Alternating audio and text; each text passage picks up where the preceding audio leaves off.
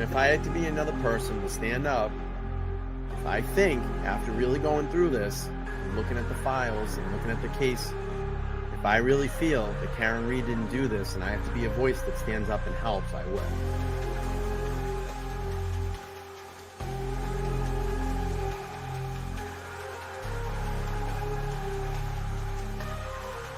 We are expecting to learn more about the allegations against the girlfriend of a Boston police officer who was found unresponsive in the snow Saturday morning. I-Team sources say Karen Reed was in a relationship with John O'Keefe. She's facing charges including motor vehicle homicide and manslaughter. We're the only ones fighting for the truth of what happened to John O'Keefe. And me and my family and my attorneys and my team have marshaled every resource to get to the truth. It just feels like no one else wants it. Karen, just be clear, you didn't do it. We know who did it, Steve. We know. And we know who spearheaded this cover-up. You all know. And no, she didn't do it. No, she didn't do it. This is an innocent woman. She didn't do it. I tried to save his life. Yeah. I tried to save his life at 6 in the morning. I was covered in his blood. I was the only one trying to save his life. Why do you admit to it? She didn't admit to it. She didn't admit to anything close to that. Nothing close to that. And you should know that. That was like 3 or 4 times she admitted to it. No, she didn't. That's not true. She asked a question. She asked a question, which is very different. She didn't admit to anything.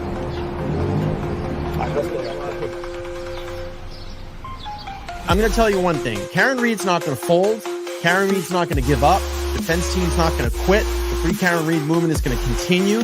We will continue to raise funds for her. We will continue to do standouts across Massachusetts, across the nation, across the world to let everybody know what's going on here in the state of Massachusetts, the corruption. And we will continue to get the word out there. Believe me. Believe me. All right. Good evening, everybody. Good evening. Good Friday evening here. It is Friday night heat here on LTL.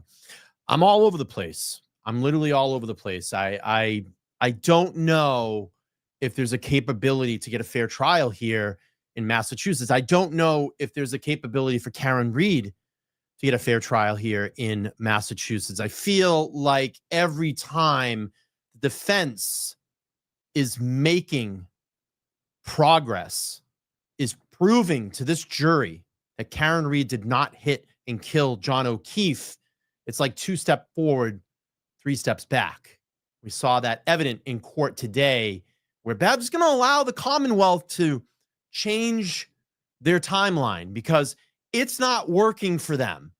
And we clearly saw that the other day with the hearing on Thursday after court, with the argument about aperture. We had the argument about the amendment to the report. Then Hank Brennan had to get up and piss and moan and cry about ARCA again. Saw him slam his laptop down. He knows the Commonwealth is losing. And Judge Bev's just going to help the Commonwealth, going to help them out, help them win this trial. But there's a big but, and I like big butts and I cannot lie. But I think the jury's on to this. I think the jury is on to what's going on here with Karen Reed, that she's being framed. There was a warning today. There was a warning. Jurors are not allowed to comment. Jurors are not allowed to shake their head. They're not to make any motions. I think the majority of the jurors that are sitting there right now are going, what the fuck is going on in the Commonwealth? What the fuck is going on in Norfolk County? None of this adds up. But trust me, and trust Karen Reed's defense team. They will find a way. I know that everybody is nervous. I know that everybody is angry. But they will find a way to win. Believe in it. Trust. Trust in that team. Because they're the ones that can do it. You know, I sat here and I just thought about like how I was going to come on air today and do a summary. You know, this is my quick summary that I came up with. But I looked at a tweet a couple of hours ago before I came live. And I love this tweet by Aiden. I want to share this here. I want to share this tweet by Aiden.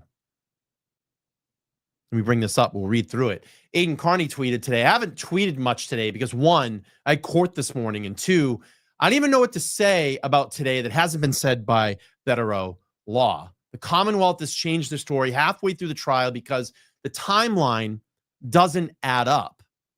They're making it more obvious than ever that they will tell the experts, quote, Karen Reed killed John O'Keefe, and then tell them to make it fit. Ian Whiffen didn't make it fit. So now they're saying his phone clock is wrong. No judge who actually gave a shit about fairness or how they appeared to the public would even consider allowing this. But Beverly Cannoni doesn't give a damn. She knows it's unfair, and she knows that there's nothing that you can do about it. And if you even think about protesting her, she will have you arrested for witness intimidation or violating her buffer zone. This is a third world banana republic bullshit. This is why we're out there every day, and this is why we will never, ever stop. I love that tweet. I love that tweet. It brings such power back to the movement, and it instills trust that, to me, I love the last sentence. This is why we're out there every day, and we will never, ever stop. And that's why Karen Reed's team will never, ever stop.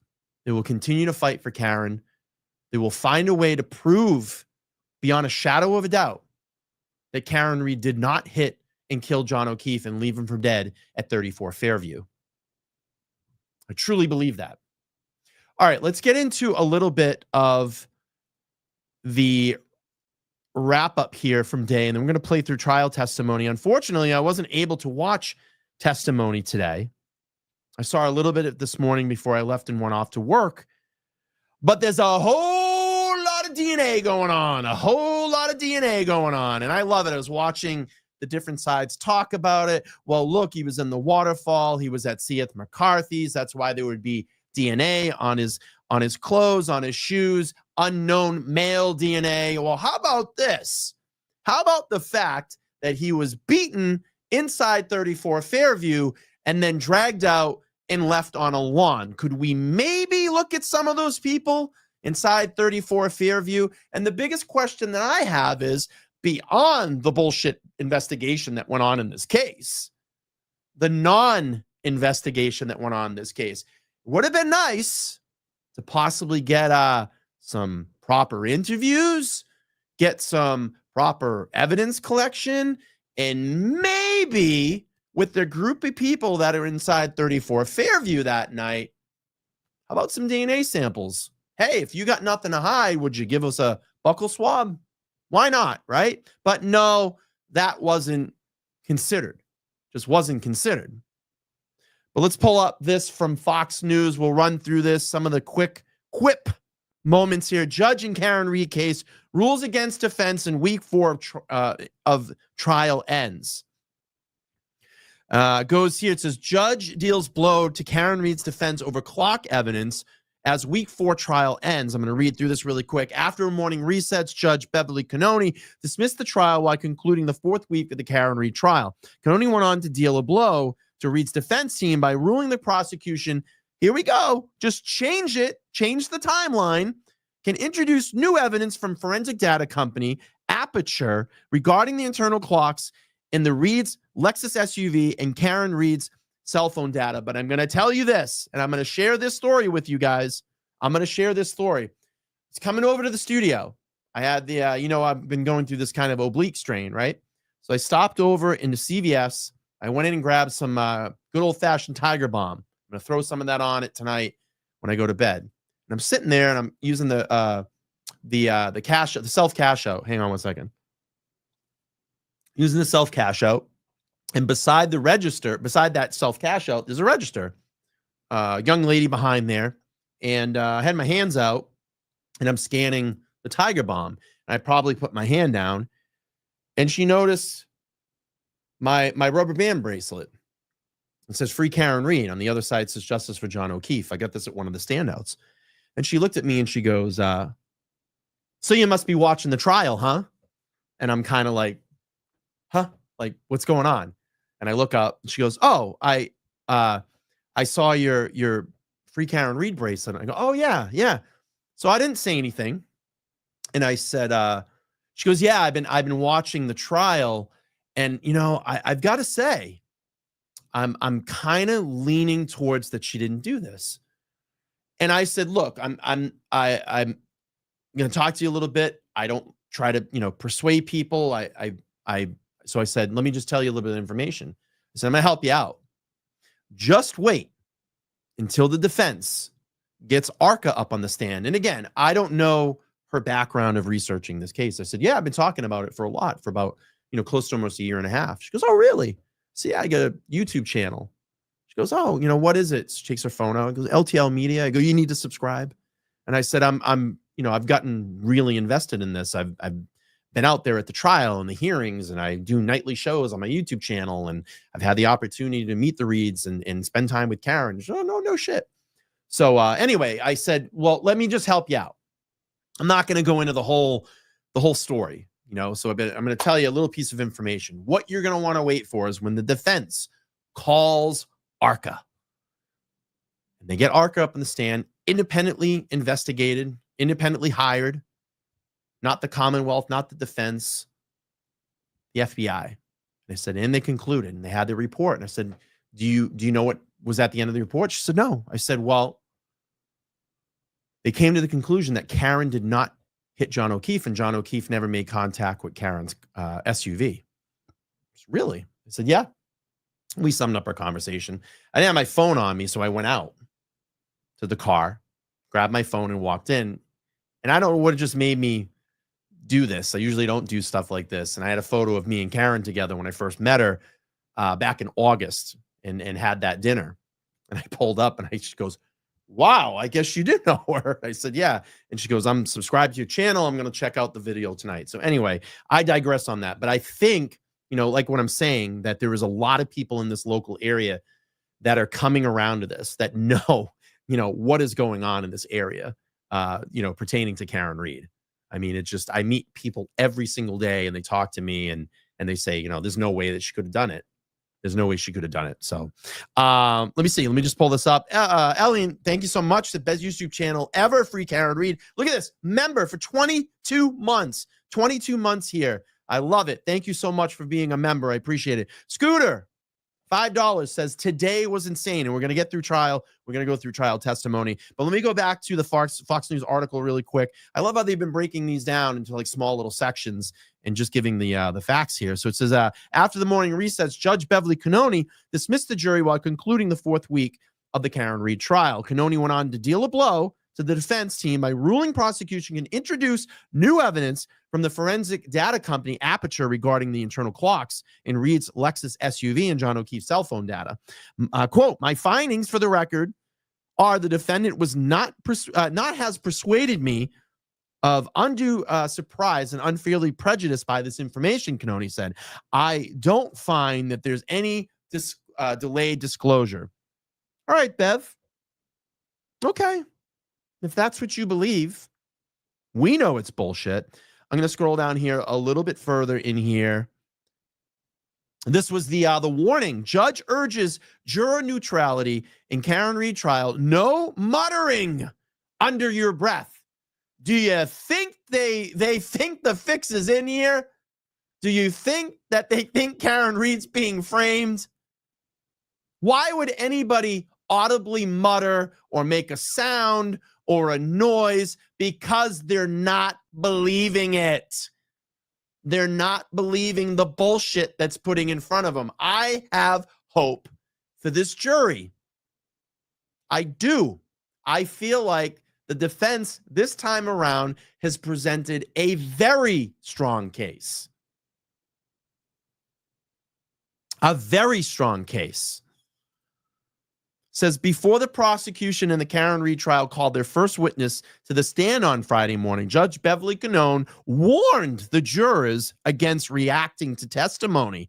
Quote, it's so important that each and every juror can hear the evidence of the testimony that's presented, followed by the testimony, and understand the evaluation of testimony each witness exhibits.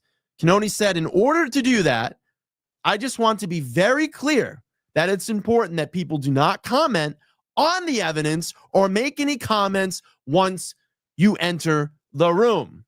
Cannoni went on to tell the jurors to focus and listen on testimony without stressing or importance, and respecting both sides during the trial.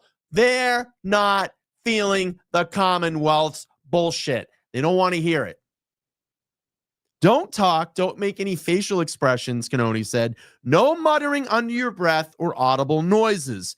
Usually, why do people make noises when someone is telling them something? When someone's telling them a lie? If I have someone in front of me and they have, I don't know, 4 quarters on the table, and they look at me and say, there's only 3 quarters there, I'm going to go, huh? I'm going to make a noise in response to that. Or my face may change. And I look at them and I say, Sally Sue, I'm counting 4 quarters, not 3. So why would you make an audible noise? You would make an audible noise because you're not believing the bullshit that's in front of you. Let's hear about the unknown DNA. Fucking DNA all over the place. Whole lot of DNA. DNA found on John O'Keefe's identified by investigators. State analysis testified. Yeah, we get it. We know it's John's clothes. We know his DNA is present. But there was a lot of unknown DNA, a lot of unknown male DNA. Massachusetts State Police DNA expert Andre Porto testified during prosecution Adam Lally's direct examination regarding biological evidence found on John O'Keefe's clothing. Porter explained that the testing in O'Keefe's clothing found traces of DNA from multiple unknown individuals, but the samples were never identified. Following a short line of questioning, defense attorney David Inetti asked Porto about the unknown DNA evidence found at the crime scene on Karen Reed's Lexus SUV. Quote, were you ever asked to compare the DNA samples from either the Canton Police Detective Kevin Albert or Canton Police Chief Kenneth Berkowitz to the DNA that you analyzed from the passenger side taillight? Inetti asked. Quote, Porto said, I was not.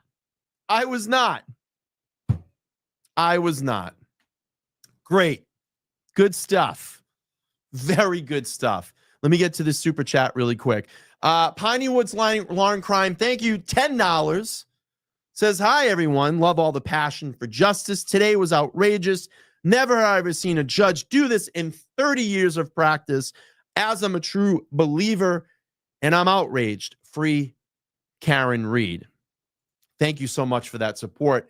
I appreciate it. All right, let's pull up some testimony and go through the testimonies here on LTL Friday Night Heat. Let's get with the heat. Let's hear some bullshit.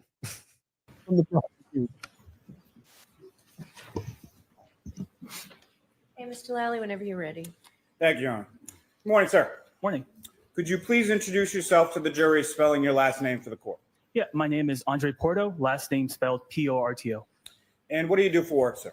I'm a forensic scientist too in the DNA unit at the Massachusetts State Police Crime Lab. And where did you go to school? I received my undergraduate Bachelor of Science in Microbiology from the University of Massachusetts in Amherst. And then I received a Master of Science in Biomedical Forensic Sciences at the Boston University School of Medicine. Now, following your education, where did you go to work? I started at the Massachusetts State Police Crime Lab in the DNA unit. And how long have you worked at the state lab? Slow down. Oh, yeah, sorry.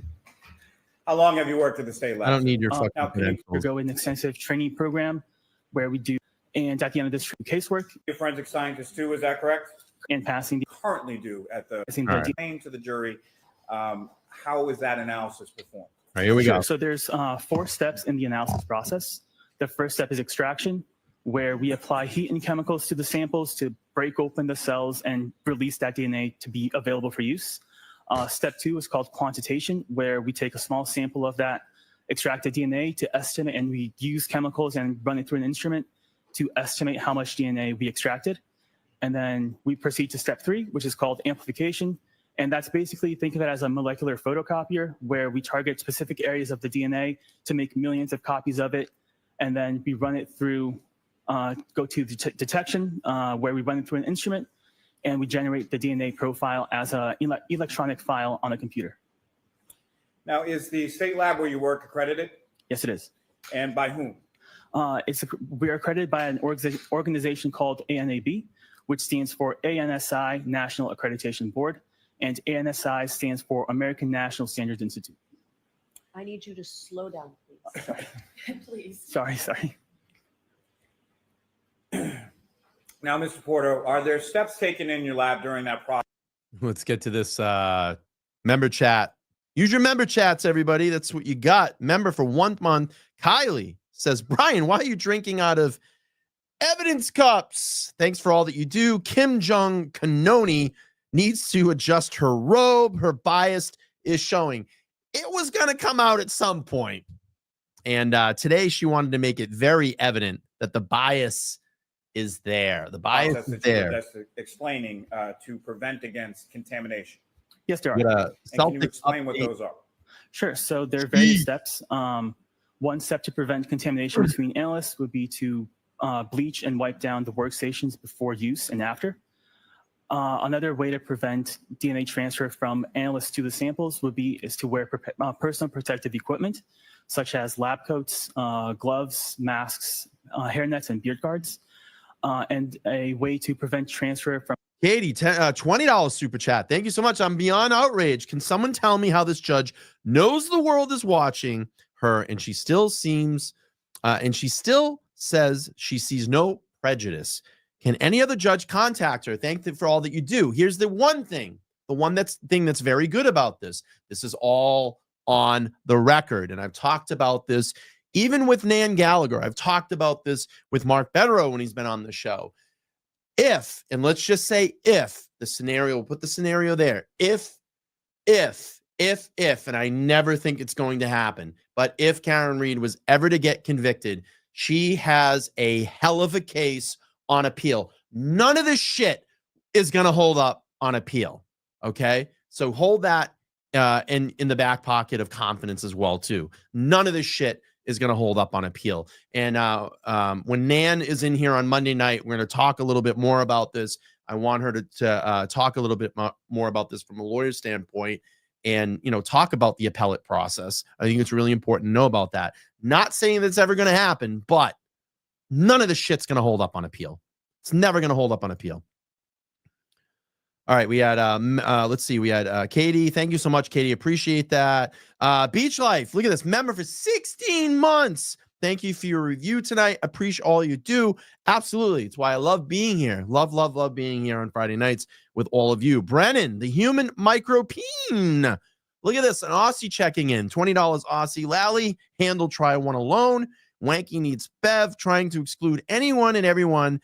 And constant theory changes is so embarrassing. It's not embarrassing. It's just a miscarriage of justice. That's what's going on.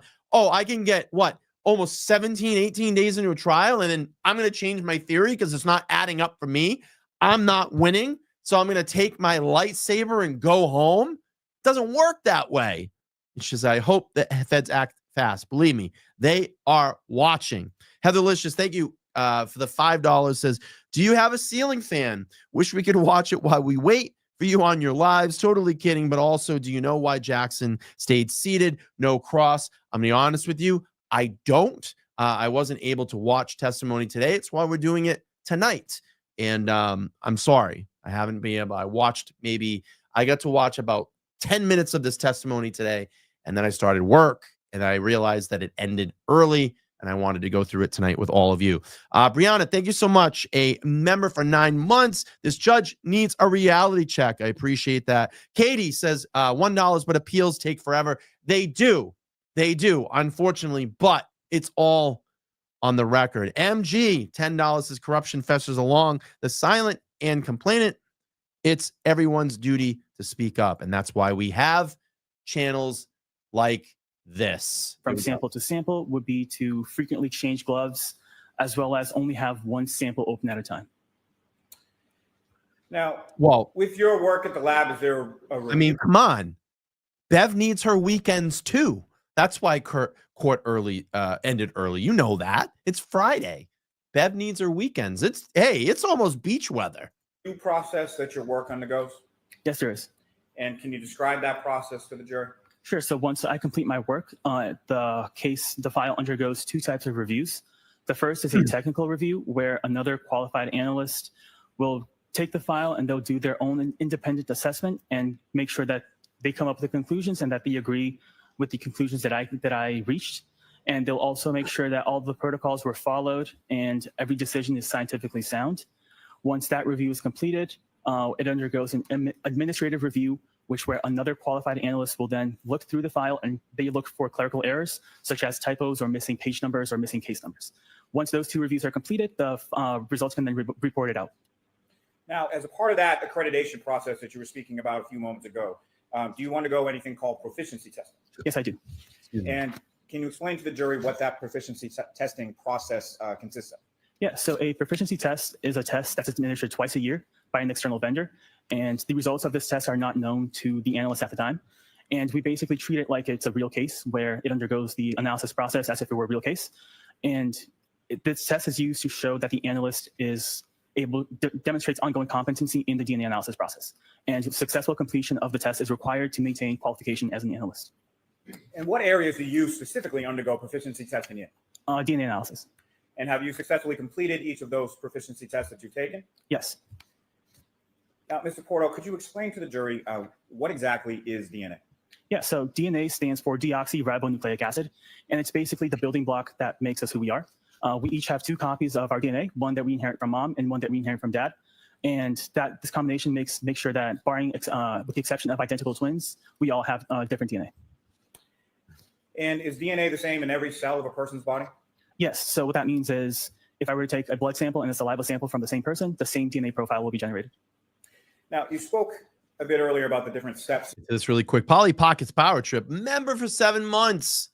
Thank you. Free Karen Reed. Bev needs the creotomy I had on the 28th. I'm so sorry. But I love that chat. Included in the DNA testing. If you could, just a little bit slower, go through each of those 4 steps again for the jury.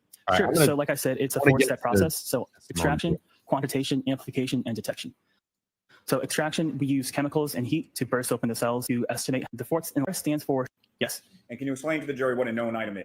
Is an item that's taken, let's say, from a crime scene where we don't know what the source is. Do we use that? In your work at the lab, do you have something that's referred to as a known item? Yes. And can you explain to the jury what a known item is? Sure. So a known item is an item that's taken directly from a person to be used as a reference sample, so we know what the source of that profile is. And conversely, what is a questioned item? A questioned item is an item that's taken from a crime scene where we don't know what the source is. Now, do you also have terminology within your lab as far as a parent versus a child item? Yes, we do. And can you explain how those labels are and how they reference to what you do in your work? Sure. So a parent item is, for example, the original item, and the child is a sample of that item. So, for example, this box of tissues would be the parent item, and if you were to swab the outside, the swab would be the child item. So the box of tissues would receive, let's say, an item of 1-1. The swabbing of the outside would receive an item of 1-1.1. Now, what are positive and negative controls? Yeah, so a positive control is a control that has it's a known sample with a known DNA profile that we use in every step of the DNA analysis process to make sure that each step and instrument worked as expected and properly. And then a negative control is a sample that has no DNA in it. It only receives the chemicals that we use, and that's to ensure that the chemicals that we're using don't have any DNA inherent to them. Now, when you as an analyst or a forensic scientist too are assigned work within the DNA unit, where do you retrieve that evidence from? Yeah, so I retrieve it from a locked cold room that's only accessible via keycard. Now, why are items kept in cold storage? Yeah, the cold storage helps preserve the DNA. Preserve the item. Grade DNA and also promotes bacterial and moldier transparent plastic. Work on a lab case number 22-02184 pertaining This is what I want to get to. Yes, I did. And what type of work in general terms were you assigned to do in this case? I was assigned to do the DNA analysis process. And that was on several items, is that correct? Correct. And could you explain to the jury that the sort of Katie, $10 says, sorry, I'll stop with the super chat, but real quick, can they do an interlocutory appeal? Karen shouldn't spend 1 day in jail, let alone wait for appeal if it happens. Let's see, who I don't think it will happen. That'll be a great question for Nan on Monday night. I'm going to talk to her a little bit about that. We'll talk about that on the show when she's here. I'm not a lawyer. So I don't know how all that works, how the appeal process works, but I'm sure that she is very knowledgeable in it and can answer your question. And I'll make a note of it and talk to her about that on the show. So I appreciate that. Appreciate the super chat. But here we go. What are the process that you use to analyze evidence in this case? Sure. So the case underwent the Thank you. 4 steps that I Yeah, explained exactly. before. So extraction, quantitation, amplification, and detection. And there was a known standard that was done in this case, specifically in Yeah, item Lee is saying other attorneys said no. number 8-1.1.1. Is that correct? Correct. And did another analyst test and report the results from the known blood Thank you, standard Warren. from that item 8-1.1.1? Correct. And how is that done? Yeah, so that undergoes the same process that I explained. It'll go through the 4 steps: extraction, quantitation, amplification, detection. And then the analyst that did the interpretation and reported that out, the known standard out, they went through the profile to make sure that it's one from one person or a single source. And once that went through the review process that I explained, so technical and administrative review, and once that was all completed, the standard was available to be used for comparisons. And to whom was that known standard identified as belonging to? John O'Keefe. Now, you use the word in there as far as a single source. Can you explain to the jury what your understanding of that term is based on your training and experience? Sure. So a single source is just a DNA profile that has one contributor to it. So only one person contributed DNA to that profile. What exactly is a DNA profile?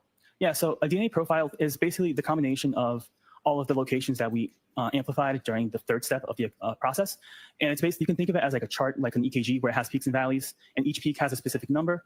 And the DNA profile is just a combination of all those numbers put together. Now, can you explain to the jury in general terms to start with the process of comparison between a known standard and a questioned or unknown standard? Sure. So first, I did the analysis on the question items. I did the 4 steps. I analyzed the profiles that were generated. I then interpreted, make sure that I could determine the number of contributors. And once that was completed, I then used the standard that was available to and compared them to all the profiles that were suitable for comparison. Now, sir, starting with item 3-1.1, what was that sample from? That was a sample from taillight passenger. And Alan, thank you so much for the $5 super sticker. I appreciate that. from a specific vehicle, is that correct? Correct. And what, if any, information were you given as to that vehicle that the swab from the taillight was from? Do you mean like the license plate? Yes. Could I refer to my notes? Yes. Thank you. Your Honor, with the course of mentions, this is a little detailed as far as the testimony I goes. don't have Maybe- a problem. Does the defense object? I do not. Okay, thank you. Thank you, Your Honor. So the license plate was 3G6684. Wait, so, I'm sorry, 3GC684. Now, with reference to the swab from the taillight, were you able to generate a DNA profile from that item? I was. And from your comparative analysis from that question item to that of the known standard of John O'Keefe, what did you conclude? So the DNA profile was interpreted as a mixture of 3 contributors, including male DNA. And the DNA profile from this item is at least, so sorry. I'll just restart. So the DNA profile was interpreted as a mixture of 3 contributors, including male DNA. And This is where the controversy was today, that people were going, oh, well, it was just unidentified DNA. No, there was male DNA. There was male DNA in these samples. He just said it. And that's what I wanted to clear it up. And that's why I threw my finger up. Because this was like, oh, no, that's not what they said. He just fucking said it. That there's other male DNA. We identified the source, John O'Keefe, and it was a mixture of 2 unknown, including male DNA. The guy just said it. And I was arguing with people, of course, on Twitter about this. Katie, thank you for becoming a new member. Appreciate that. All right, let's go. the DNA profile from this item is at least 510 non-alien times more likely if it originated from John O'Keefe and 2 unknown individuals than if it originated from 3 unknown, unrelated individuals. This provides support for an inclusion. Now, sir, what does that mean? So an inclusion is basically when I look at the question DNA profile that was generated, and I compare it to the known DNA profile. And if the characteristics of the known profile are consistent with the characteristics observed in the question DNA profile, that's an inclusion. So he's saying, I can identify John O'Keefe's DNA. So we have his profile. And now we're going to take the other 2 that we have that's in the sample and compare it. Is it a possibility that these other 2 DNA samples or DNA profiles are the same of this? This is what he did. And they matched, and they did not match. So they said, no, doesn't match. So it's John O'Keefe and in this other sample, 2 other unknown DNA. And he even said, possibly male. Now, as far as that number, 510 non-alien, how many zeros in that number? So a non-alien is a 1 followed by 30 zeros. Now, that profile, in addition to Mr. O'Keefe's profile, also had 2 unknown contributors, correct? Correct. Now, was that item also submitted to an outside vendor named Bodhi Technologies for further analysis? Correct. And with reference to your comparative analysis from the profile from this item to Mr. O'Keefe profile, if you could again just expound upon what does inclusion mean?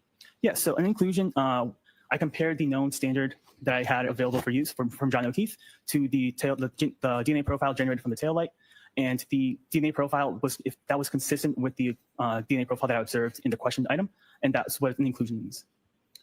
Now, regarding item 3-6, what is the description of that item? Yeah, so 3-6 is a root. I think this is Denise, but I'm gonna say it like K and P. What is it? K and Peel. D nice. Thank you so much for becoming a new member. I End appreciate of hair that. from exterior passenger side rear panel. And is that the same vehicle as far as the taillight sample? Correct. Now, with respect to hair in general, there's a root end and a shaft end, correct? Correct. And what limitations does your lab have with regard to DNA testing of hair? So when we test hair, we're actually, the root end of the hair, we're looking at any potential skin cells that might be attached to the root end. So that's where the DNA that we're looking for is coming from. And if there's not too many, yeah. Now, are you familiar with the term based on your training experience known as autosomal DNA? Yes. And can you describe for the jury what your understanding of that term is? Yeah, so autosomal DNA is DNA that's located in the nucleus of a cell, and that's the DNA that we inherit from both mom and dad. Now, are you also familiar, based on your training experience, with a term known as mitochondrial DNA? Yes. And can you please explain to the jury what your understanding of the term mitochondrial DNA is? Yeah, so mitochondrial DNA is DNA that's found in the mitochondria of a cell, and we inherit that from the mother. It may be somewhat evident, but could you please explain to the jury sort of the difference between autosomal DNA on the one hand and mitochondrial DNA on the other? Yeah, so like I said, the autosomal DNA is the one that we have 2 copies of, where we inherit one from mom and one from dad. And then the mitochondrial DNA is a circular DNA that we just inherit from mom. Now, is the Massachusetts State Police Crime Lab equipped to perform mitochondrial DNA testing? No, we're not. Now, was the DNA extract from the hair also sent to that external vendor, Bodhi Technologies in Lorton, Virginia? I'm not sure if the extract was sent, but I know that the shaft of the hair was sent to Bodhi. Now, what testing did you perform on the hair? I did the regular DNA analysis process on the root end of the hair. And that was done prior to it being shipped to that external vendor, is that correct? Correct. And what conclusions were you able to draw from the testing that you did on the hair? Yeah, so there was no human DNA detected, and STR analysis was not performed. Now, what does that mean, sir? Yeah, so I believe they're talking about the hair, and I could be wrong here, that was found magically glued to the back of Karen Reed's the tail light, right near the tail light. Remember that little J-shaped hair? In chat, help me out here. He is talking fast. I think that's what we're talking about. He said there was no human DNA found in that hair. Let's go back and just listen a little bit. DNA testing? no, we're not. Now, was the DNA extract from the hair also sent to that external vendor, Bodhi Technologies in Lorton, Virginia? I'm not sure if the extract was sent, but I know that the shaft of the hair was sent to Bodhi. Now, what testing did you perform on the hair? I did the regular DNA analysis process on the root end of the hair. And that was done prior to it being shipped to that external vendor, is that correct? Correct. And what conclusions were you able to draw from the testing that you did on the hair? Yeah, so there was no human DNA detected, and STR analysis was not performed. Now, what does that mean, sir? Yeah, so it means that there were I didn't detect any human DNA. So there might be DNA on there, but it was below what our instrumentation could detect. So what the fuck would it be? How about an animal? A dog? Now, turning your attention to item 3-2.1.1, what is the description related to that item, sir? It's a sample from the exterior of broken drinking glass. And is there any further indication as far as the broken drinking glass, as far as where it was recovered? Oh, yeah, 34 Fairview Road. And were you able to generate a DNA profile from this item, the drinking glass? Yes, I was. And from your comparative analysis from this question item to that of the known Oh, listen to standard this one. I remember this. Yeah, so the DNA profile was interpreted as a mixture of 3 contributors, including male DNA. The DNA profile from this item is at least 530 non-million times more likely if it originated from John O'Keefe and 2 unknown individuals than if it originated from 3 unknown, unrelated individuals. This supports an inclusion. This is the last time I'll ask you this. So, again, identified to be John O'Keefe and 2 other DNA profiles that are just unknown. Just unknown. Whole house full of people. Let's not ask them for buccal swabs. Compare some DNA. Just unknown. We don't know. Just a bunch of people hanging around. John O'Keefe, drinking glass.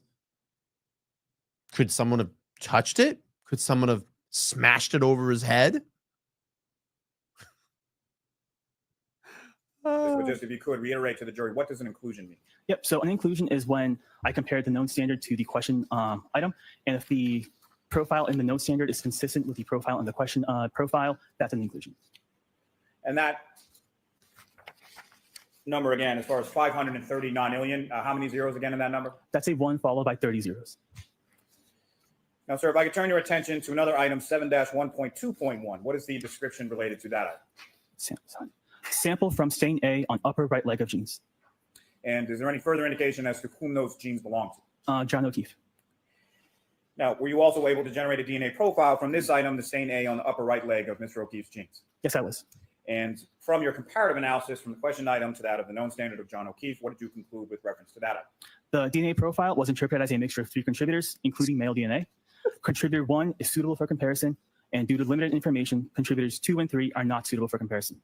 The DNA profile from this item is at least 570 non-million times more likely if it originated from John O'Keefe and 2 unknown individuals than if it originated from 3 unknown, unrelated individuals.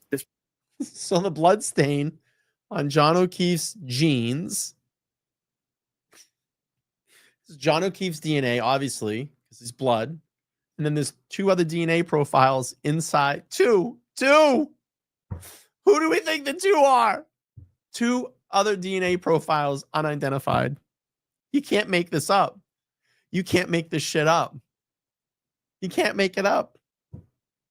This provides support for an inclusion. Thank you, sir. Now, turning your attention to item 7-1.3.1, what is the description related? It's pretty fucking damning for the Commonwealth. But they're just like, oh, well, we're just going to identify and just say, yep, those are all John O'Keefe's clothes. To that. Sample from stain B on upper right leg of jeans. And same genes as the previous item? Yes. Now, were you able to generate a DNA profile from this item, stain B on the upper right leg of the genes of Mr. O'Keefe? Yes, I was.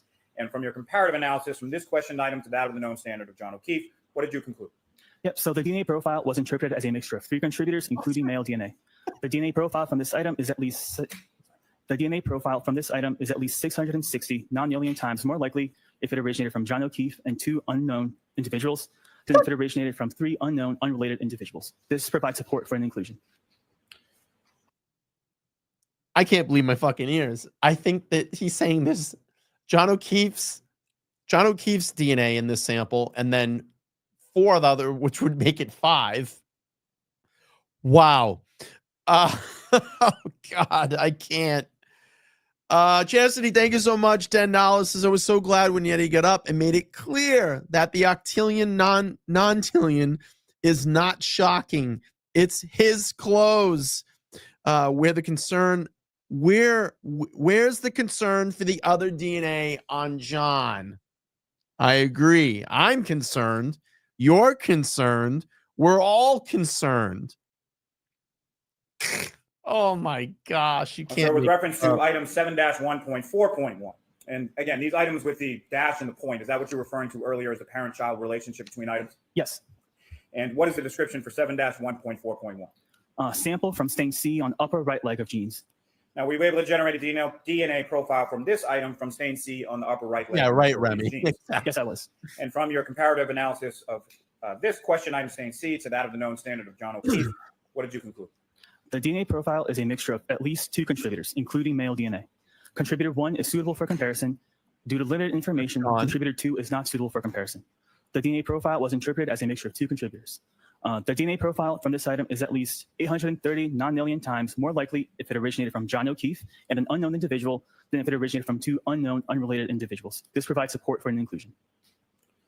Now, sir, with reference to item 7-1.5.1, what was the description of that?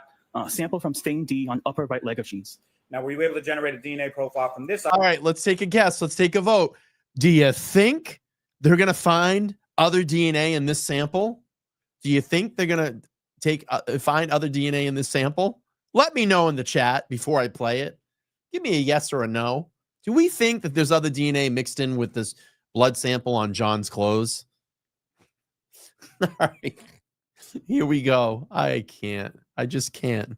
Item from stain D on the upper right leg of Mr. O'Keefe's jeans.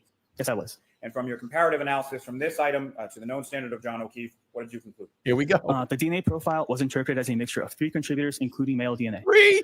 The DNA profile from this item is at least 670 non-million times more likely if it originated from John O'Keefe and 2 unknown individuals Wait a minute. than if it originated from 3. Fucking hear me out here. And I don't know, maybe it's too far on the process. I'm not an expert in this because it's probably too far on the process. But I would think if you got a dead guy out on the front lawn with multiple fucking DNA samples of unknown things all over him, why would you not go back to the house at 34 Fairview of the people that were inside that house and go, we need some DNA samples here? I mean, why was that never done? And again, it's probably too far in the investigation, the processing of everything, but I'd say, hey, probably need some DNA samples here. We need to start getting some testing. Oh my God. I can't. Unknown, unrelated individuals. This provides support for an inclusion. Now, sir, did you also do some testing on an item 7-1.6.1? Yes, I did. And what was the description associated with that item? Yeah, Stacey, Sample you're from right. stain E on upper right leg of jeans. And were you able to generate a DNA profile from that item, stain E, on the upper right leg of Mr. O'Keefe's jeans? Yes, I was. And from your comparative analysis from that, Right. Did you? How many DNA samples are we going to find in this sample? Here we go. item to the known standard of John O'Keefe, what did you conclude? The DNA profile was interpreted as a mixture of 2 contributors, including male DNA. Contributor 1 is suitable for comparison. Due to limited information, contributor 2 is not suitable for comparison. The DNA profile from this item is at least 1.0 decillion times more likely if it originated from John O'Keefe and an unknown individual than if it originated from 2 unknown, unrelated individuals. This provides a support for an inclusion. I used a different number there as far as a decillion. How many zeros is a decillion? Yeah, a decillion is a 1 followed by 33 zeros. Now, with each of those items that you just testified about as far as the genes, the question items from the stains on Mr. O'Keefe's jeans, those were each located on the right leg, correct? Correct. Now, did you also perform some analysis on item 7-1.7.1? I did. And what is the description associated with that item? Sample from unstained areas of the exterior of jeans. Let me guess. There's probably 2 unknown DNA in this sample as well, too. Let's see. Now, were you able to generate a DNA profile from that item? Oh, sure. From the unstained areas of the exterior of Mr. O'Keefe's jeans? I was. And from your comparative analysis from this question item to the known standard of John O'Keefe, what did you conclude? The DNA profile was interpreted as a mixture of 4 contributors, Oh, including male 4. DNA. The DNA profile from this item is at least 53 septillion times more likely if it originated from John O'Keefe and 3 unknown individuals than if it originated from 4 unknown, unrelated individuals. This provides support for an inclusion. Do we think John went in the house? Do we think John went in the house? There's fucking DNA all over his clothes. Do you think he went inside the house? Of course he did. Of course he did. You can't make this up. And again, sir, with that number, Jury has to be seeing this. 53 septillion times more likely. How many zeros in a septillion? A septillion is a 1 followed by 24 zeros.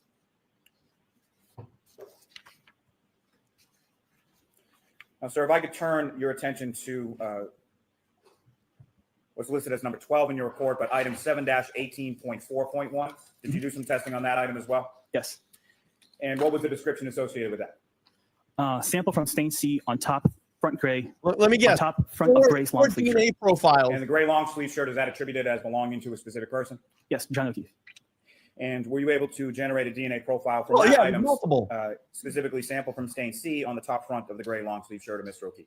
I was. And from your comparative analysis from that questioned item from the shirt to the known standard of John O'Keefe, what did you conclude? So the male DNA profile was interpreted as originated from a single contributor. The DNA profile from this item is at least 58 octillion times more likely if it originated from John O'Keefe than if it originated from an unknown, unrelated individual. This provides support for an inclusion. And again, sir, that number, as far as 58 octillion times more likely, how many zeros in an octillion? So an octillion is a 1 followed by 27 zeros. Now, sir, if I could take you down to listed as 15 in your report, but did you do some testing on item Thank you for the update, too. 7-18.14.1? I did. And what was the description associated with that item? So sample from stain L on back bottom right of gray long sleeve shirt. And were you able to generate a DNA profile from that item? I was. And from your comparative 5. analysis with reference to that Sample. item, the sample from stain L on the back bottom right of the gray long sleeve shirt, in comparison to the DNA profile from the known standard of John O'Keefe, what did you conclude? So the DNA profile was interpreted as a mixture of 2 contributors, including male DNA. The DNA profile from this item is at least 1.0 decillion times more likely if it originated from John O'Keefe and an unknown individual than if it originated from 2 unknown, unrelated individuals. This provides support for an inclusion. Now, sir, did you also perform some analysis on an item numbered 7-18.17.1? I did. And what was the description associated with that item, sir? Sample from unstained areas of exterior of gray long sleeve shirt. And similarly, were you able to generate a DNA profile from that item, the sample from the unstained areas of the exterior of the gray long Oh, sleeve yeah. shirt of Mr. 2 O'Keefe? unknown DNA on there. And from your comparative analysis from that question item to that of the known standard of John O'Keefe, what did you conclude? The DNA profile was interpreted as a mixture of 2 contributors, including male DNA. Contributor 1 is suitable for comparison. Due to limited information, contributor 2 is not suitable for comparison. The DNA profile from this item is at least 960 nonillion times more likely if it originated from John O'Keefe and an unknown individual than if it originated from 2 unknown, unrelated individuals. This provides support for an inclusion. Thank you, sir. I mean, you don't think this is damning testimony? Why would they even bring this guy up? What, to prove that it's John O'Keefe's clothes? All right, let's watch Yannetti shred this guy. A couple, 4 separate items from your report, starting with what's listed in your report as number 9 is item 7-3.1, correct? Correct. And what is the description associated with that item, sir? Sample from stain D on right instep of sneaker. And 11 from your report, you also did some analysis on item 7-18.3.1, is that correct? Correct. And what was the description associated with that? Sample from stain B on top front of gray long sleeve shirt. And item 7-18.7.1, do you see that as well? Yes. And what was the description associated with that item? Sample from stain F on top front of gray long sleeve shirt. And lastly, in this group, item 7-18.8.1, what was the description associated with that? Sample from stain G on back left sleeve of gray long sleeve shirt. And with respect to each of those last 4 samples from those items, were you able to generate a DNA profile with respect to each of those 4? Profiles were generated from them. Profiles. And what did you conclude based on the generation of those profiles with those 4 items? Yes, so the profiles that were generated were not suitable for comparison. And if you could explain briefly to the jury, when you say not suitable for comparison, what do you mean by that? Yeah, so for 7-3.1, it was a mixture of at least 5 contributors. Jeez. And at the DNA unit, we validated, basically we tested and make sure that our protocols were we can only interpret mixtures of up to 4 contributors. So I determined that there were 5 contributors, so that makes it too complex for us to do comparisons to it. So it's not suitable for comparison for that reason. And the other 3 items, due to the quality of the profile, they were not suitable for comparison. And basically what that means is that there were such low amounts of DNA that was in the sample that there was a lack of information from the profiles themselves, so they weren't really suitable for comparisons. And just to be clear, the item that you're referring to with the 5 possible contributors, that's a shoot, correct? Correct. Now, if I could turn your attention in your report to what you have listed as number 10, there are a number of different items listed there, correct? Correct. And starting with item 7-17.2.1, what is the description associated with that? Sample from stain A on top front left of orange t-shirt. And 7-17.3, what is the description associated with that? Sample from stain B on top of front left of orange t-shirt. And item 7-17.4.1, what is the description associated with that? Sample from stain C on top front left of orange t-shirt. And item 7-17.5.1, what is the description associated with that item? Sample from stain D on front bottom right of orange t-shirt. And item 7-17.6.1, what is the description associated with that? Sample from stain E on back left shoulder of orange t-shirt. And so each of those respectively were samples taken from stains on the orange t-shirt of Mr. O'Keefe, correct? Correct. Now turning your attention to item 7-18.2.1, what is the description associated with that? Sample from stain A on right sleeve of gray long sleeve shirt. And item 7-18.5.1, what is the description associated with that? Sample from stain D on center front of gray long sleeve shirt. And item 7-18.6.1, what is the description associated with that? Sample from stain E on center front of gray long sleeve shirt. And item 7-18.9.1, did you generate a profile from that item as well? Yes. And what is the description associated with that? Sample from stain H1 on back left of gray long sleeve shirt. And item 7-18.10.1, what is the description associated with that? Sample from stain H2 on back left of gray long sleeve shirt. And item 7-18.11.1, what is the description associated with that? Sample from stain I on back right shoulder of gray long sleeve shirt. And item 7-18.12.1, what is the description associated with that? Sample from stain J on back bottom right of gray long sleeve shirt. And lastly, with this group search, item 7-18.13.1, what is the description associated with that? Sample from stain K on back bottom right. Yeah, Lally just hanging on to that hair. Come on, bro. Shave it up. It's okay. Just shave your head, bro. You'd look a lot better. Just, you know, just feel confident. Shave that head. It fucking looks terrible. And he's dyeing it too. I mean, that makes it worse. He's putting black in it. Come on, bro. Shave that head. You his hair's just trying to hold on. I mean, come on. I mean, you look a lot better, right? Just shave it. He's dyeing it. By the way, just to let everybody know, my inside sources, a lot of the students have been sitting in court that have been helping, and a lot of the civil attorneys have been in that audience as well too. So mostly the family has been up front. Usually see Kelly and Nathan in the back row, but a lot of these other spots are filled by the students that are helping out and also the civil attorneys. Of Just gray a long little sleeve shirt. fun fact. And so each of those items beginning with 7-18 were associated with various stains taken from various areas on the gray long sleeve shirt. Thank you, Katie. Correct? Correct. And with respect to each of those areas of the orange t-shirt and the gray long sleeve shirt, were you able to generate a DNA profile from those items? I was. And from your comparative analysis of each of the DNA profiles from those items to the known standard of John O'Keefe, what did you conclude? So the male DNA profile was interpreted as originating from a single contributor. The DNA profile from these items is at least 490 octillion times more likely if it originated from John O'Keefe than if it originated from an unknown, unrelated individual. This provides support for an inclusion. Now, again, if you could just remind the jury, when you say single source contributor, what does that mean? Yeah, so a single source profile is a profile that has one contributor to it. So like one person contributed DNA to that profile. And with respect to the number as far as 490 octillion times more likely, how many zeros are in that number? So an octillion is a 1 followed by 27 zeros. So they're John O'Keefe's Now, lastly, sir, in his did you DNA. perform any analysis with reference to items numbered 8-2 and 8-3. I did. And what were the descriptions respectively for items 8-2 and 8-3? So item 8-2 was right hand fingernail clippings from John O'Keefe, and item 8-3 were left hand fingernail clippings from John O'Keefe. So they're going to take The the fingernail DNA and clippings from compare the it. right and left hand of Mr. O'Keefe. Correct. And were you able to generate a DNA profile from those item numbers, the right and left hand fingernail clippings of Mr. O'Keefe? I was. And based on from your comparative analysis of the DNA profile from the right and left hand They fingernail match. clippings, both of Mr. O'Keefe, taken in conjunction with the known standard of John O'Keefe, what did you conclude? Yeah, so the male DNA profile was interpreted as originating from a single contributor, and the DNA profile from these items is at least 490 octillion times more likely if it originated from John O'Keefe than if it originated from an unknown, unrelated individual. This provides support for an inclusion. So with respect to each the right and left hand fingernail clippings of Mr. O'Keefe, both of those were identified by you or your analysis as a single source contributor, correct? Correct.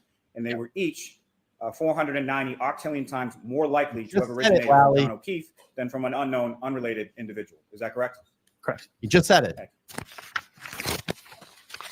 So we got it. It's John O'Keefe close. Thank you, sir. I have nothing further. Oh, let's watch him get shredded. Yes. By the way, before we get into this, let's take a quick pause. Just please make sure to smash that like button. I appreciate it. And I do see the Defense Diaries in the chat. Thank you for joining us this evening. Appreciate you checking out my show. I want to take a quick commercial break here, a little pause, because I want to bring something up that came up on a Twitter tweet today that was so fucking preposterous. And I love using that word. It's asinine. It's ridiculous. And this guy is just making himself more of a clown each and every day. And I'm going to share this tweet.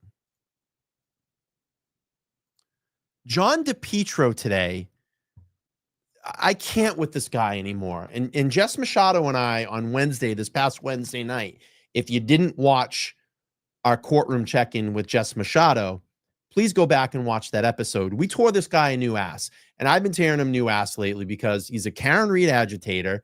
He's not doing any honest reporting inside that courtroom. He's lying about what's going inside the courtroom, saying, oh, the Commonwealth witnesses are just fantastic and they're great, and they're giving this, full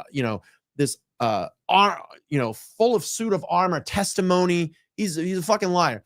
He's been in the courtroom 80% of the time already. This is supposed to be, and we talked about this on the show the other night. There's a lottery for the reporters to get into the courtroom. Jess has called in and gave her name multiple times to get in. She's been in the courtroom 20% of the time. This guy has been in 80% of the time. How is that randomized? How is that even a lottery? How are you getting 80% of the time you're allowed to go into the courtroom? And he's disrespectful because the other day I caught him on the stream showing up, casually walking in at 10 a.m. during a sidebar. I wouldn't even have let him in. 10 a.m. he comes strolling in. This guy has disrespect for everything that's going on. He's disrespecting true journalists that want to get up there and give unbiased reporting. But this tweet today blew me off my fucking seat. I was so mad. It's just preposterous. Listen to this. This is how stupid this tweet is. People have been wondering what Karen Read is doing in court when constantly on her laptop. According to sources close to the defense, Read sends certain social media influencers talking points in real time during the trial, pointing out elements she wants them to focus on. I have heard Read also prepares talking points for fundraisers who appear on TV as Karen Read supporters. Do you know how fucking ridiculous that is? Karen Read is fighting for her life inside a courtroom right now.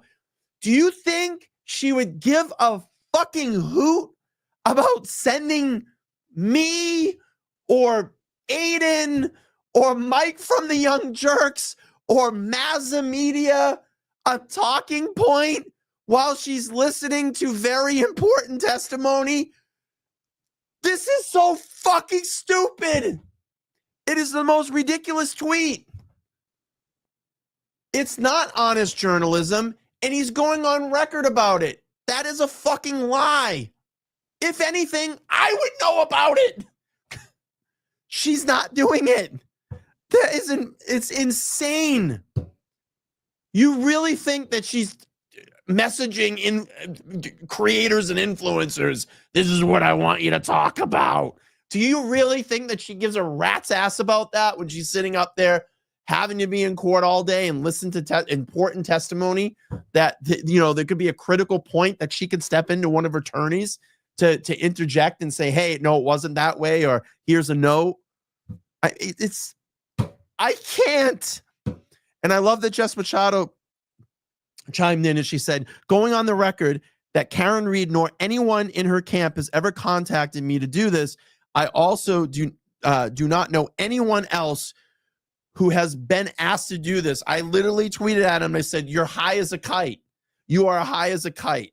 So I can't with this guy anymore. He shouldn't be allowed in the courtroom. He's Grant 2.0. He's trying to make his name by trolling everybody because he's a washed up, yes, John DePietro, you're a washed up radio host that has nothing to hold on to anymore, but you're trying to make your name to do the opposite thing here in the Karen Read trial, reporting it to get eyes on you. You're an idiot. You're an absolute idiot. Anyway, let's get back to testimony and watch.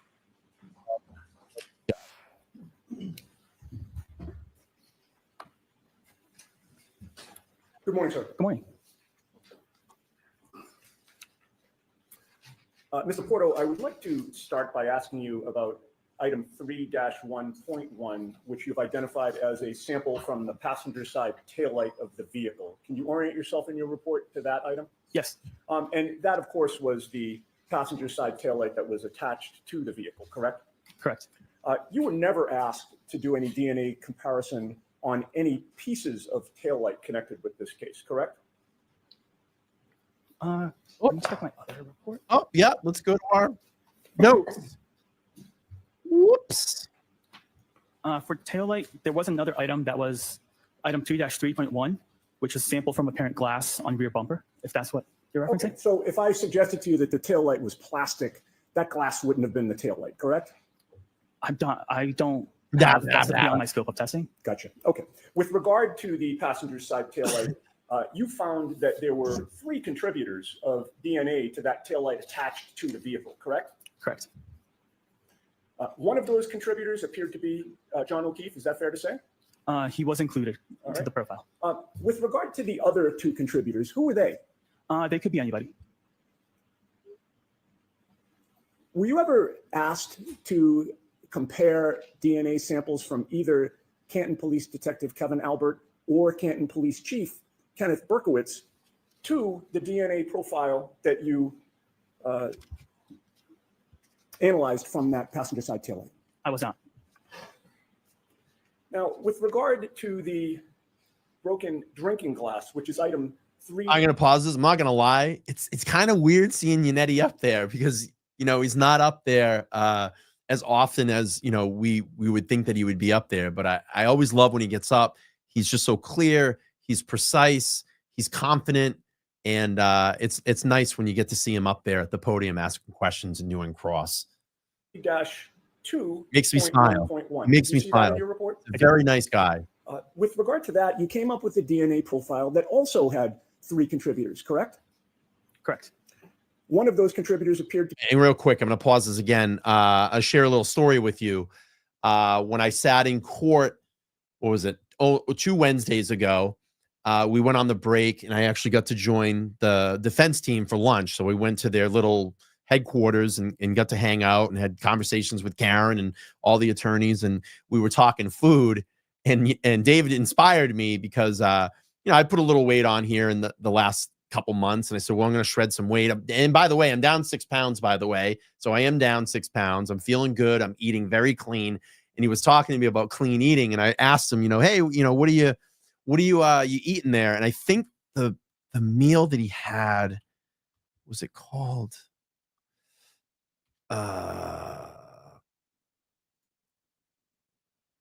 Let's see. Was it Harry's? Harry's food, Harry's or Henry's. It was like these kind of pre-made meals, and he was having Korean barbecue. And he said, "Oh, I've been cutting off bread lately. I think Robert Alessi's been inspiring him to eat a lot better." And I know that's been kind of their thing.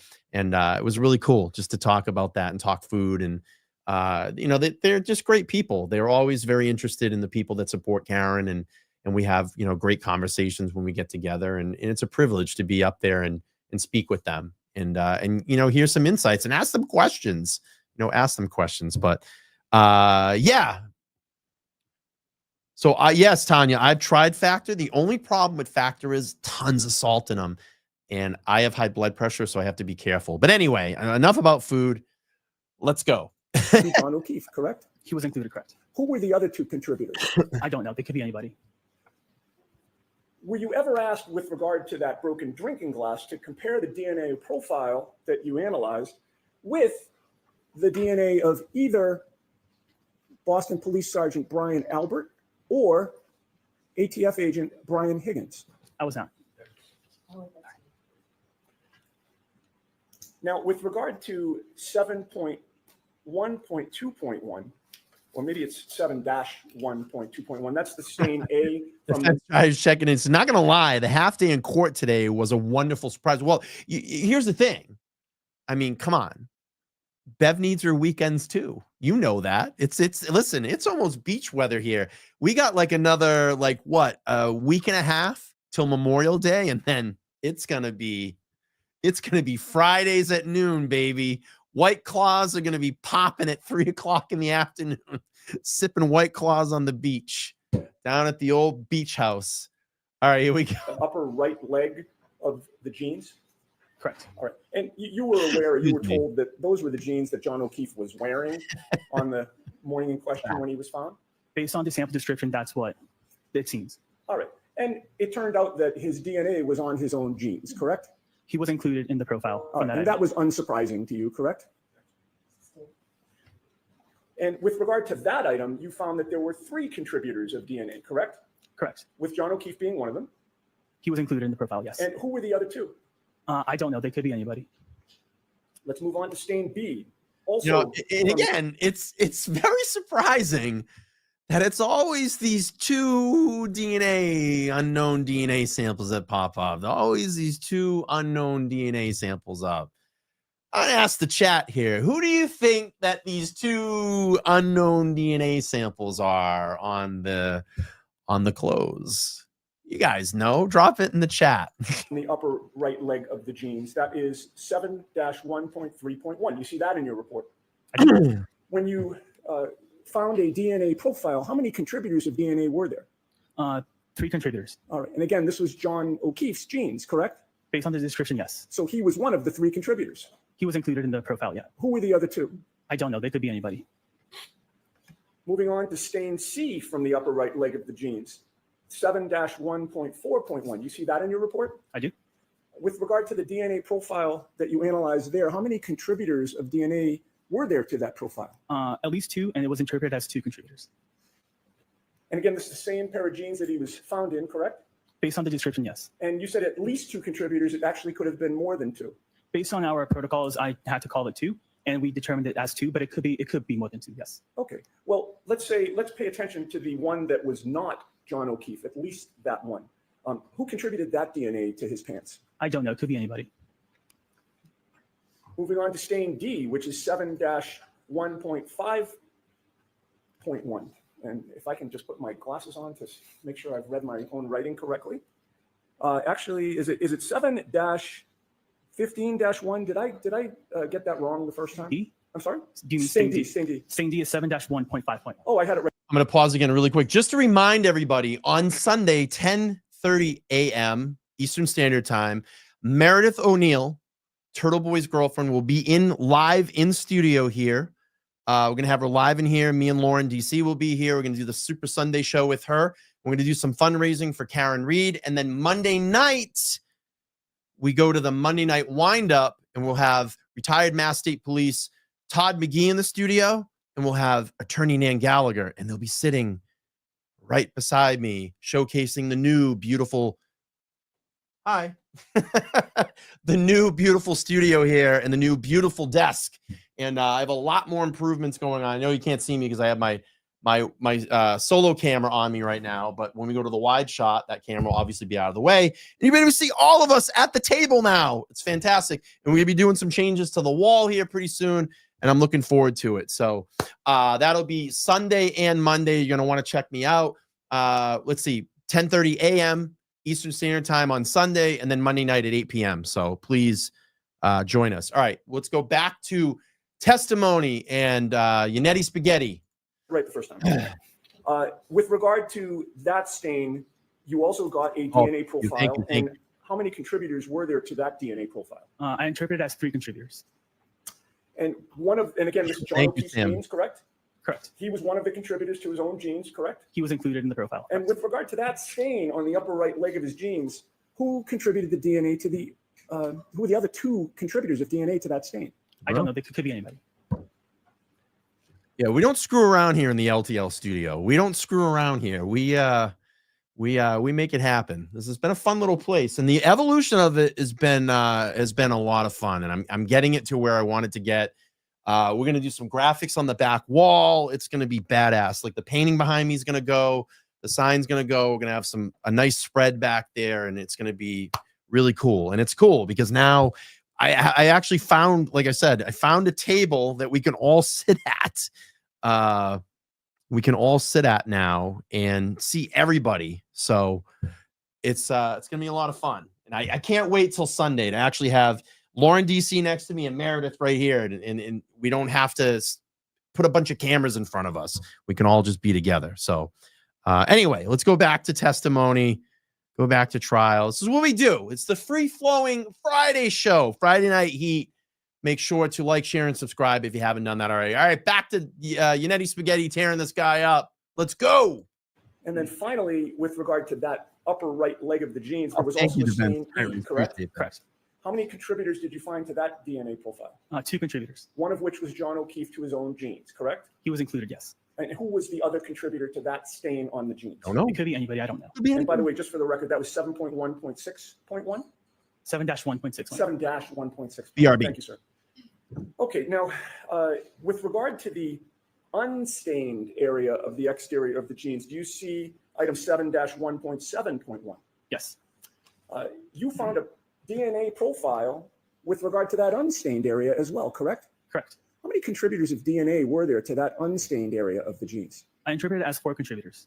And John O'Keefe was one of those, correct? He was included in the profile. His own genes.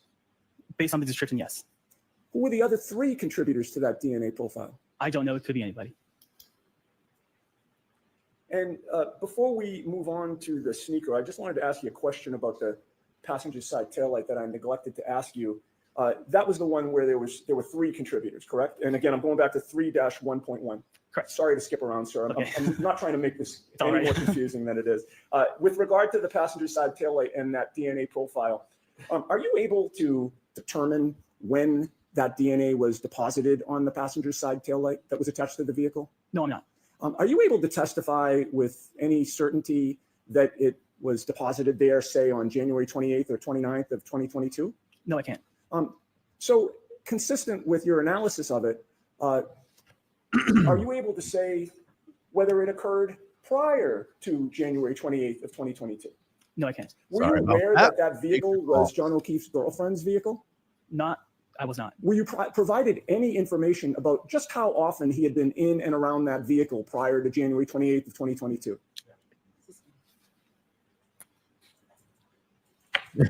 So moving on to 7-3.1, which was the right instep of the sneaker, correct?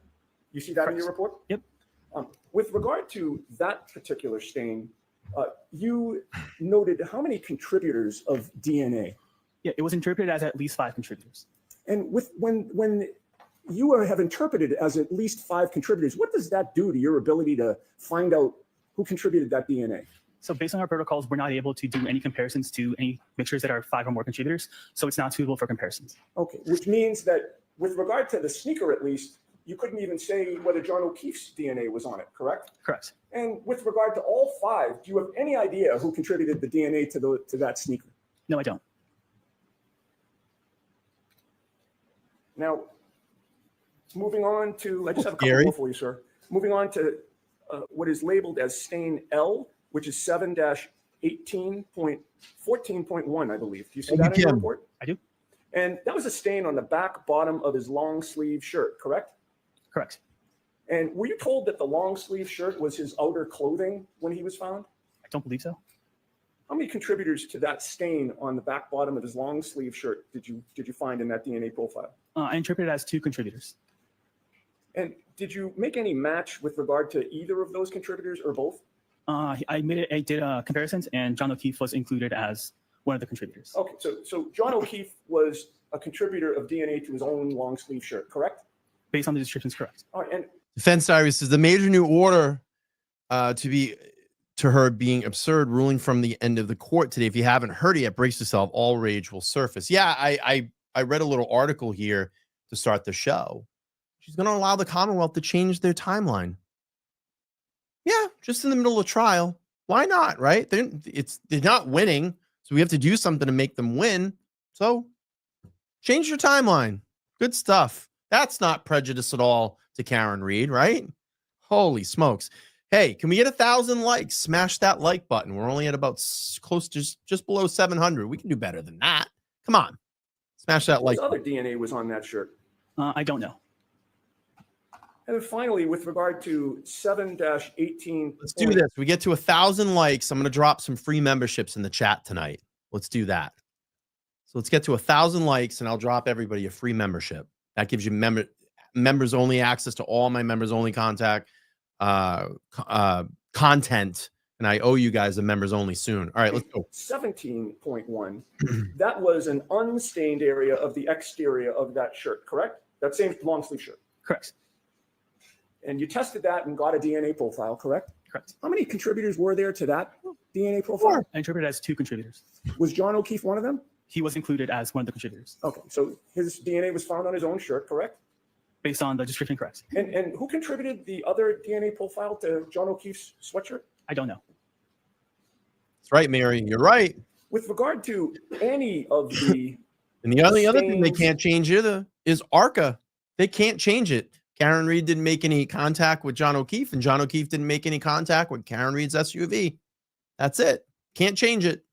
On the upper right leg of the jeans, I counted 1, 2, 3, 4, 5 that you've discussed here today. Were you ever asked to compare the DNA profile with the DNA profiles of either Brian Higgins or Brian Albert? I was not. Oh. And your answer was you were not? I was not. Did anybody ever provide you with DNA profiles of Brian Higgins or Brian Albert?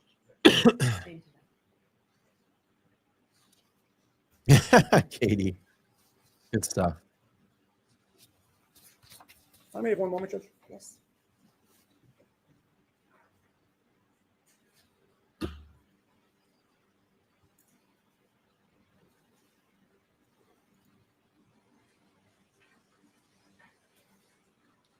We're not going to wait. We're going to speed it up. You wrote reports on your analysis of all the items and the work that you did on this case, I did. and you are directed, pursuant to protocol, to address those reports to somebody, correct? Correct. Who was it that you sent the reports to in this case? I'm sustaining the objection. Did you send those reports to Michael Proctor? Sustain. Well, There is the strike the question. that question is perfectly fine. Further. Thank you, sir. Yes. Where does it all lead back, chat? Where does it all lead back to? Where does it all lead back to, Mr. chat? Porto, based on your training and experience and years of doing DNA testing at the lab, when it comes to samples from items of clothing, is it uncommon or common to have multiple contributors? That depends. It can happen, but it's possible, yes. Is it something that's a complete anomaly? I wouldn't say so, no. Now, turning your attention back to item 3-1.1, that's a sample from the passenger side Right. tail light of the defendant's vehicle, correct? Correct. And Mr. O'Keefe was found to, his known DNA profile was found to be an inclusion for the DNA profile from the swab from the defendant's passenger side tail light, correct? He was included in the profile, yes. And to what statistical, what is the number associated with that inclusion? The DNA profile from this item is 510 non-million times more likely to have originated from John O'Keefe and 2 unknown individuals than if it originated from 3 unknown unrelated individuals. And Mr. Porter, if I could turn you back to number 10 in your report, there's a number of different items listed there, correct? Correct. And as far as the items listed associated with various stains on various areas of Mr. O'Keefe's orange t-shirt and gray long sleeve shirt, there's about 13 different DNA profiles that you generated in reference to those items, correct? Correct. And from those 13 different items, they're all from a single contributor, is that correct? Correct. They were interpreted as originated from a single contributor. And as far as the DNA profile, Oh, I love this. Double M, $9, $20. Thank you so much. You're going to be the next East Coast Joe Rogan minus the massive amounts of DMT. Yeah, and the weed. And I appreciate that comment. Joe Rogan, and I've talked about this before, has been a huge inspiration of mine for quite a long time. And, I admire what he does. I love the fact that he can change speeds and direction on every podcast and have so many people around the world listen. I am intrigued by so many other things in this world, and I hope that I can get a smidget of his success someday. But you truly, if you want to do this, and if you got to have heart, you got to have passion in this to do this, and you have to look and grow, and anybody can do it. Believe me. And I know I'm going to sound corny here, but listen, if you have a dream, you can do it, and just, you got to put in the hard work. And I'm not even anywhere where I want to be on this platform. Yes, I feel like we've made some major improvements, and I hope the improvements will continue. This is my dream, my absolute dream to do this. If it wasn't my dream, I wouldn't be sitting in a position like this to make it happen. And I've been so ever grateful for all of you to be here to help support this platform night after night when we do the lives. And believe me, we've been in highs, we've been in lows, we've been, up, down, left, right. But it's been an amazing journey and ride so far. And I look to continue to improve my craft to give you the best experience when you come here. I love all of you, and I love all the support, and I love the comedy, and I love the chat. We have such the best chat here, the best moderators and members.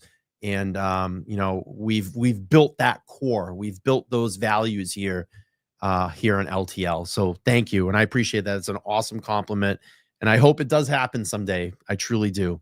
And I think I missed this one. $10 super chat. I was so glad when Yannetti got up and made clear that this Octinian. Oh, I did read this one. Yeah, I did read this. So anyway, thank you. Let's go back to testimony here on this Friday night, on Friday Night Heat.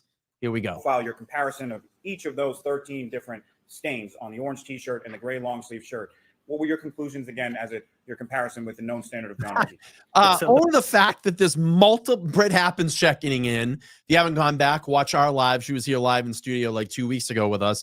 But yeah, you did. Only if you missed all the multiple DNA profiles that weren't identified all over John O'Keefe's clothes. And two particular DNA, unknown DNA samples just ironically keep popping up in these samples. So funny. LTL are my actual initials. Great choice. Yeah. So if anybody's wondering, LTL stands for Let's Talk Live, because that's what we do. We talk live.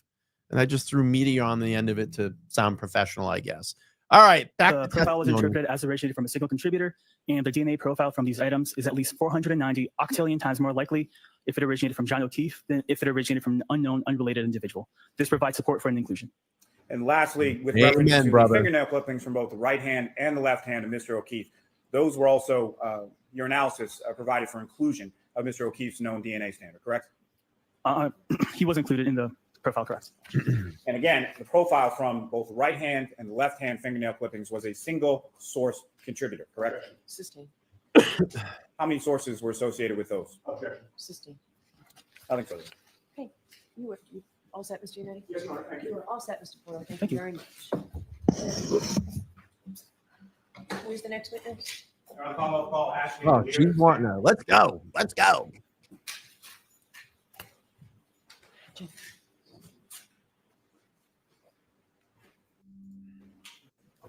do.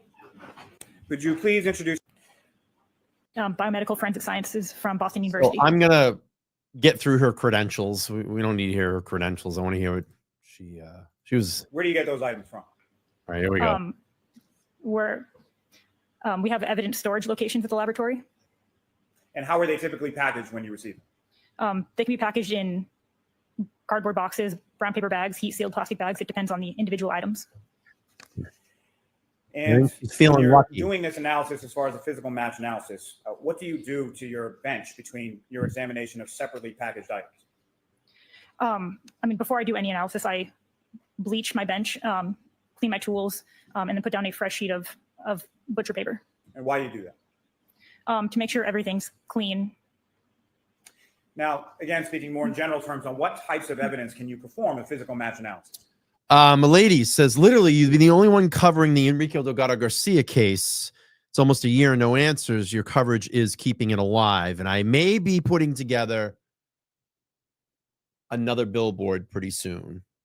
I'm contemplating it, but we're going to have an update here pretty soon. I just have to find time with Todd McGee to come on the show and talk about some of the most recent information that we know about. So I promise you we will get another show. It's been 8 months. 8 months since Enrique Delgado Garcia died at the Mass State Police Academy, and there's still no answers for that family. But we're going to have some updates soon. I promise you that. Just hang in there. And I appreciate you bringing that up in the chat. All right, here we go. Sorry, can you repeat the question? Sure. In general terms, with your work within the lab, on what types of items can you perform a physical match analysis? A lot. Anything that has a broken or irregular edge. Would that include glass? Yes. Would that include plastic? Yes. What are some of the other things that would also include? Any sort of like polymer, metals. And when you're doing a physical match analysis, what instruments do you utilize in the course of that analysis? Generally, I'll use a stereo zoom microscope. Depending on the size of the items compared, I can use other microscopes as well. Now, what is a stereo zoom microscope? Stereo zoom microscope is a microscope that's mounted on a stand.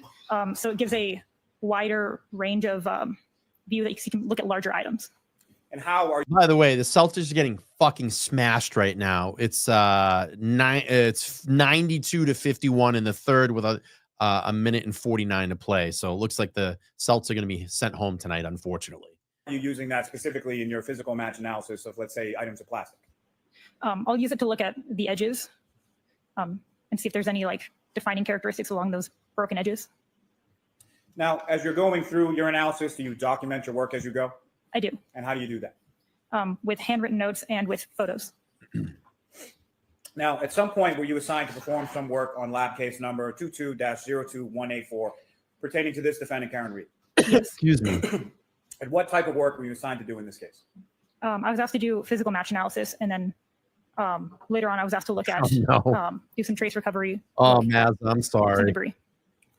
Starting with the physical match analysis. Yeah, Mazza, I'm so sorry. Yeah, he said I just ended my Celtics watch party. Celtics getting killed. Yeah, it's 51-92 last time I looked. Ugh. All right, here we go. Different items approximately were you asked to look at? Over 10. Several, fair to say? Yes. Okay. And how are each of those items packaged when you receive them? So the questioned items were packaged first in a large paper bag, and then each item was individually packaged in a smaller brown paper bag within that container. Now, again, just in general terms, because you've used it a couple times. When you say questioned item versus known item, as it pertains to this analysis in this case, what were the questioned items generally, and what was the known item? The question items were items labeled as coming from a road, and the known item was labeled as coming from a tail light from a vehicle. Now, in this case, did you perform your physical match analysis in the same manner that you've previously described based on your... All right, I'm going to let the chat dictate this one. Who wants me to speed up and get to Robert Alessi's cross? Because it's fine. I mean, we're just going to go through the protocols here, the testing that she did. You all let me. You guide me, because I'm all for it. If you want me to speed up to Alessi, dismantling her, okay. Everybody's going across. All right, let's go to cross, because I don't want to hear Lally. I just don't right now. All right, let's go. All right, let's see where Alessi is. All right, we've heard all this. Yeah, we know about the tail light. All right, here we go. All right, you win. The chat wins. I'm not going to fight you. Let's go. Oh, the fan. I love it. Of the All right, here we go. Is this? All right. Thank you, Your Honor. Yesterday, Your Honor discussed with parties, and parties were heard with regard to the issue. All right, so this is a hearing. So they're going to have the hearing first and then bring back the witness. All right. Here we go. Let's listen to the hearing first, and then we'll go to cross. We have raised with regard to the timing of the May 8th report. This is where I'm going to get pissed, right? Mr. Burgess, that the defense received on May 11th. And what I wanted to do, Your Honor, is briefly provide the information Your Honor asked for yesterday, which was how much time we might need under various circumstances. And so I wanted to take a few moments to put that in context. It will only take me a brief amount of time to do so. So, Your Honor, there is a timing issue, but there's most importantly a substantive issue. I will not, of course, go into the detail of yesterday, but the timing really is informed by the substantive issue. And so with regard to the matter, we went back and we looked at more deeply the effect of this timing and this movement of the what has been referred to as clock drift in Mr. Burgess's report that we got on May 11th. I spoke of the significance yesterday, and here's what I would like to add as is relevant to the time we're going to need. I again urge the court to reject it substantively. Thank you, Kim. Because what we did was we went and we looked at matters such as the cross-examination of a key witness in this case, Jennifer McCabe. She testified with regard to observing a vehicle at 12:45 a.m. We and that's a significant point. I know I don't need to elucidate for Your Honor. All of this is going in significant part, if not total part, to what has been as alleged a collision here, which we vigorously contest. It just never, no collision ever occurred. But the timing of it, the timing of what's alleged by the Commonwealth is very important. The seconds are important. Literally 1 second can turn not only the Commonwealth's theory completely around in circles and debunk it, but also the jury's analysis of it. And this is the point I wanted to elucidate today, is that the jurors have been provided information and the defense has aimed its defense on this claim based upon, in large part, timing. So now what we have is on May 11th, Mr. Burgess changing the timing.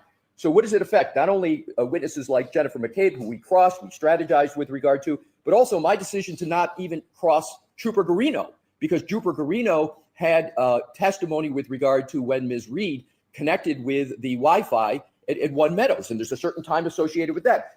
We have Mr. Whiffen, who went through, the Commonwealth went through a timeline, and we believe they went through a timeline for the theory that they had, and I cross-examined Mr. Whiffen extensively with regard to that timeline. There were several defense strategies, and effectuations of strategies based upon that timing. So with regard to the substance, Your Honor, and there's more, but I think that's a fair representation. It innervates our entire defense. The question now of Your Honor of how much time it will take the defense to react to Mr. Burgess, I wanted to say it's not only a reaction, but it's a substantive defense analysis, and 3/4 of the effectuation of that has already occurred through our presentation in terms of cross-examination. So we would have to, and we're still evaluating that, revisit all of that. And secondly, we would have to put that into the calculation of all of our witnesses that we've already prepared that are based upon that timeline. So it is a very significant point. And to the extent that the Commonwealth tries to argue, well, we never really committed that much to a certain time period. I again urge the court to look at the report of Dr. Judson Welcher, where he has 1162-2 with a specific range, 1238 to 43. And even in their range, it's a very small time, which further supports how each second matters in this regard. Now to the answer to the question Your Honor asked yesterday. Again, I urge that it just be rejected and we keep this trial moving in its current pace. This is what I love about Robert Alessi. He's so clear. He breaks it down to the simplest term. Everybody can follow it. There's not a lot of lawyer language in it. This is where he shines. And I cannot believe this is going to get shut down right now. I'm out of my mind because I already know what already is going to come. Callie, thank you so much for the $25 on PayPal.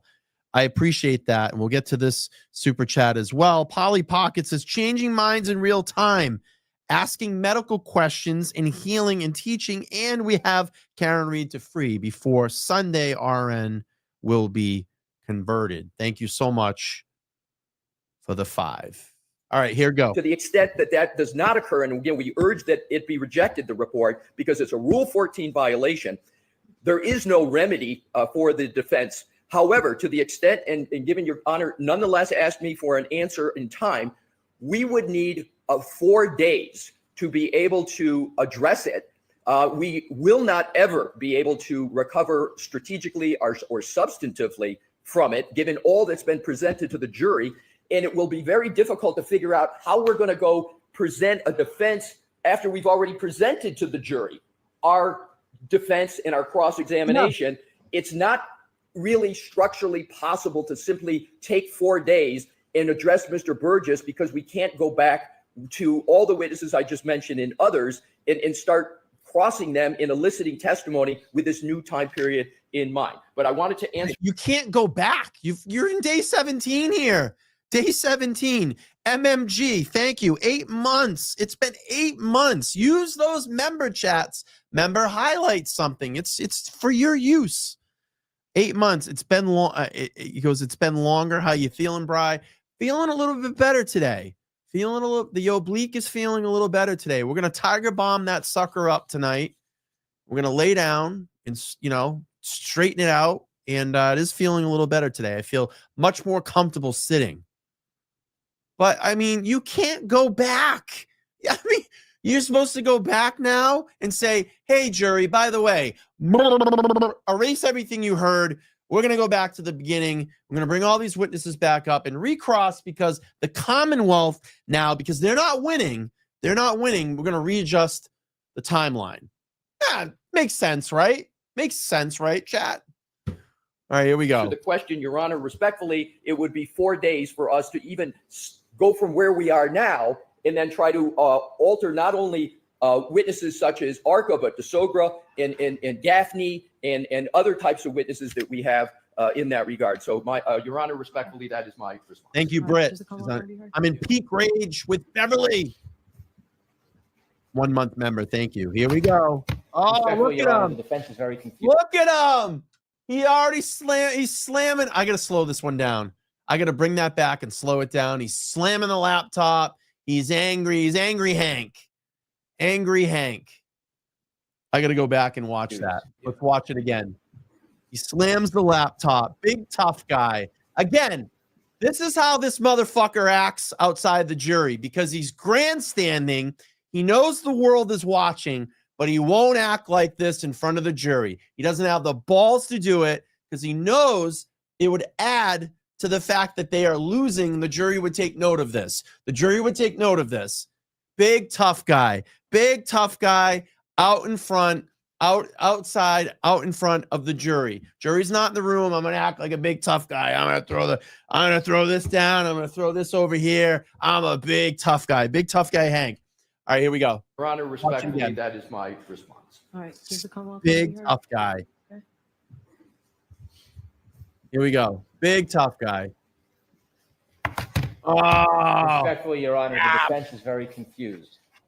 They attempt to confuse the issue. They attempt to confuse Your Honor about what the impact would be. This has never been a change. The government is he going to say, and I welcome it? Is he going to say that in his little presentation? Not changing their timeline. The Commonwealth is not changing any information.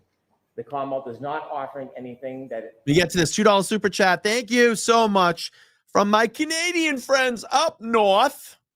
Says this is going to bite the Commonwealth. It's gonna hurt them. Don't worry. Arca. Just remember Arca. Arca. affects in any way the testimony of witnesses. It's notable in the argument there is no relationship to the facts of the actual report that was provided. The Commonwealth has always provided the data, which they have, and they had a chance to analyze. And the interpretation of the data has been different between the parties. We have been clear from the beginning at the time in which the infotainment system shows that there was a collision. We've been clear. And the data has been clear. That has never changed. That data in the telestream system is based on a clock in the Lexus, which both sides know full well is different than a clock in an iPhone. You can see all the productions of Dr. Welcher's PowerPoint presentation where it shows that time, 12:31:43, has never changed. Also, it has been clear that both sides appreciate that there is a variance between the clock in the Lexus, which leads to that system information, and a clock in an iPhone. In fact, the defense was so aware of it, they hired an expert, Mr. DeSorga, who gave his opinions about that variance. We have never suggested there was not a variance in this case. In fact, we have highlighted the variance.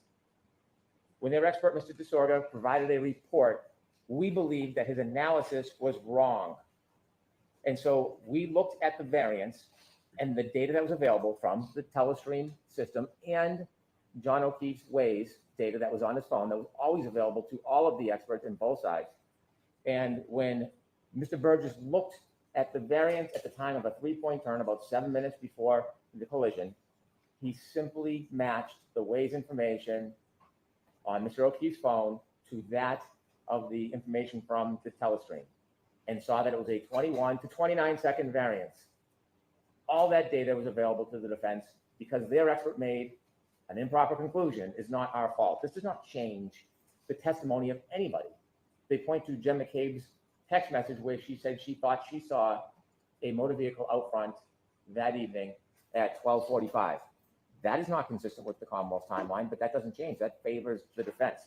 It does not change anything to do with ARCA. ARCA has not, as far as I've seen in any reports, ever talked about the variance, just Mr. DeSorga. And so because this is inconvenient for the defense, and because it further focuses the variance that we already discussed and provided, isn't a reason to exclude it. It's not late discovery. It's not a Rule 14 violation. It is further analysis of information that was already provided, opinions that were already provided, and it is in response to their experts' mistake about that variance. There's nothing new here. Nothing has changed. Go right ahead, Mr. Leslie. The only question I had for you yesterday, for you to respond to today, was the time, so I gave you more leeway. Excuse me. Go right ahead. So 2 items, Your Honor. As I alluded to yesterday, and it's been a point that Mr. Brennan just made. We believe strongly, Your Honor, that at a minimum there needs to be a voir dire of Mr. Burgess. And we believe strongly there needs to be a voir dire because we have a serious concern that the sequestration order has been violated. He has changed a very key aspect of this matter after the testimony of Mr. Whiffen, after Mr. Whiffen presenting a timeline. In his report, Mr. Burgess, his new purported report of May 8th, he references to align it with Mr. O'Keefe's cell phone. That is the essence of Mr. Whiffen's report. It is anchoring in his timeline. He did a whole timeline on Mr. O'Keefe's report. And conveniently, the proposed alteration by Mr. Burgess in his report of this clock drift now makes it very, very close to fitting within Mr. Whiffen's timeline and the theory of the prosecution. At a minimum, we need a voir dire to ask Mr. Burgess, why did he do what he did? Another reason for the voir dire. Mr. Brennan yesterday said, we were surprised to get the report. That further makes... That's that heat, baby. That's that Robert Alessi heat right there, baby. Let's see some fire. Let's see some fire in the chat. He's fired up. He's got the heat on Friday Night Heat. Here we go. Great concern as to why Mr. Burgess did what he did. Lastly, Your Honor, with regard to Mr. Brennan's point, he made it yesterday and I corrected it. He said it again today, that supposedly our witness, Mr. DeSogra, made an error and that we're trying to correct an error of Mr. DeSogra. That is incorrect, Your Honor. Again, Mr. DeSogra was responding to Mr. Burgess's report. Mr. DeSogra's report is entirely saying, okay, Mr. Burgess says this, and therefore the defense says this. Now Mr. Burgess is changing what he is saying. So it is completely incorrect to say that Mr. DeSogra is trying to correct an error. That would require, again, Mr. DeSogra to change what he has done. Final point is this. There was also an issue, Your Honor, and this is extremely important with regard to burden shifting.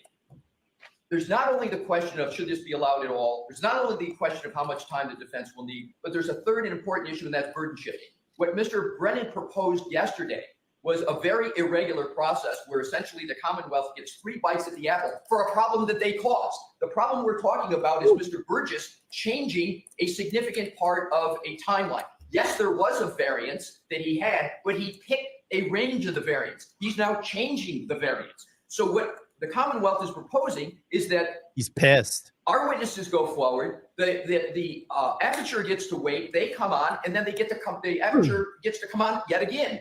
We would. I did not understand the Commonwealth asking me that. Are you asking me to do that, Mr. Brennan? I appreciate the I'm clarification. not sure what he's saying, so. It sounds like DeBroja or whatever. His name is DeSogra. Yes. DeSoder, you're suggesting that the Commonwealth suggested yesterday that he testifies first and then the aperture witnesses? What I understood was going to happen is Mr. Brennan said yesterday that Dr. Welcher cannot come in until after. No, I didn't understand that. I understood Dr. Welcher, Shannon Burgess, and then Dr. Welcher for everything that you folks received prior, January 31st, or whatever the date was. And then potentially for all the new ARCA information that came in May 7th, that portion, Dr. Welcher returning on rebuttal for. Not that they were holding back Dr. Welcher completely. Is that correct, Mr. Brennan? That's the conversation I had. That conversation I wasn't part of. Yeah, I think you misunderstood that, Mr. Alessi. So just so I'm clear, what is it that the Mr. Brennan, all right, this is separate, and I'd really like to give everybody a break here. What is it the Commonwealth is asking to do regarding that? Regarding Mr. Burgess or Mr. Welcher? Dr. Welcher. Dr. Welcher should come in and testify to his PowerPoint, all of his opinions, which address all of the prior representations and opinions of ARCA, although we still don't have any raw information, but we're ready to move forward. Regarding any new opinions, which there is over a dozen new opinions that includes testing, video, experiments, Dr. Welcher should have enough time to review, conduct his own testing, turn it over. So and there's then there's a rebuttal. preview. There's a preview right there. If anybody's asking if there's going to be videos, reconstructions, ARCA went ahead and did it. They did it this time around. And that's what I wanted to see. Should have done that in the first trial. Had all this ready. But this is what I wanted to see. Here we go. Address limited to the new issues raised by ARCA. That's how I understood it, Mr. Lessie. And that's how I did also. But the question is now with the Burgess changing of the clock drift, how many times is the Commonwealth proposing that Dr. Welcher gets to come in and talk about that? Is he just going to come in and talk about it? So you talk with Mr. Brennan about that. All right. So I'm all set for this. There are no changes. There is no changes in the timeline. He keeps She trying wants to, like, run portray this away. as something has changed. Nothing has changed. It's the exact same. He's always said there's a variance. He's been looking into the variance for a long time, and now he has. He made an amendment to the report, you asshole. He made an amendment to the report. And then they didn't get it until May 11th. This is the same shit that they went back and did with Whiffen. Didn't work out for Whiffen. So when they went back and extracted the 227 again, after he, and I can't think of her name because there's so many damn names. The girl with the head wrap. What was her name?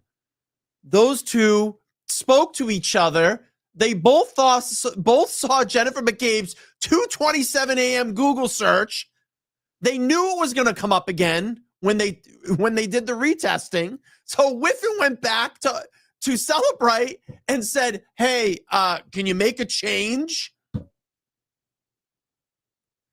to make the change to reflect that it wouldn't get pulled up via Celebrite anymore?" Yes, Jessica Hyde. Thank you. They both spoke about it. They knew that it was going to happen. Then, Whiffen went back and changed it. I'm getting pissed. All right, here we go. To show the exact variance. It's not changing. There's nothing in the reports that You changes as far as the timeline. Yes, you That's just an attempt are. to cause fear. There's nothing that has changed. We can look at the reports. It's all the same, always has been. Other than now he's identified the mistake of their expert, and that led him to be able to identify the variance, which is helpful and new. And the suggestion that there's been some violation of an order, no good faith basis whatsoever. Does the Commonwealth oppose a voir dire just on that one issue? Yes, because it's suggesting that there's a good faith basis for it. Nothing has. Ian Whiffen's report was available to the defense and our experts months and months and months ago. The issue of variance has been an ongoing issue for months. There's nothing that triggers a change in the testimony to adopt or adapt to it.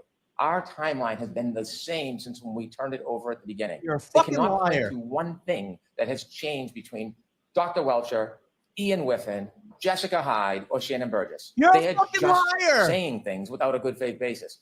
In the report, show us. I just said there was a change. I just proved there was a change. They testified to it. Where something has changed. Your Honor, to inform you, Your Honor, we would like to print the page in the clock adjustment because what Mr. So, Brennan says is yes, correct. and I'm happy to any information. Thank All right. Change. Oh, wait, Karen must be on her computer updating all the creators right now, right? Yeah, good one, fucking John DePietro. Fucking loser. Let me just pull these super chats up here. Christy, thank you so much for being a member for 6 months. She said, here's praying to the jury. The shot is sharp and sees Hank is vile. I hope so. Norman Corey, thanks for the 5, says this is the actions of a desperate man. EDR doesn't have a clock that doesn't use actual time or date of a trigger. He is lying. Norman Corey again, thanks for the 5, said Hank said yesterday he wanted to bring in his witness back to the stand after ARCA testified. He said that if I'm wrong, please let me know. No, I believe he did say that. From what I remember playing that yesterday. And if we can go back and listen to it. It's up to you, chat. Do you want to go back and listen to it? I'll bring it up. Let's see if we can do it. Let's see.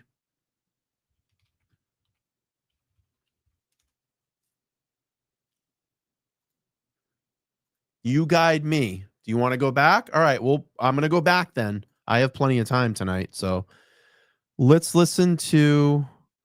I'm going to get when Brennan gets up and speaks. All right. Here we go. All right. Hang on. Let me go back. Let's hear what he had to say. Because Robert Alessi spoke first. We're going to bring up Brennan. I want to see what he said.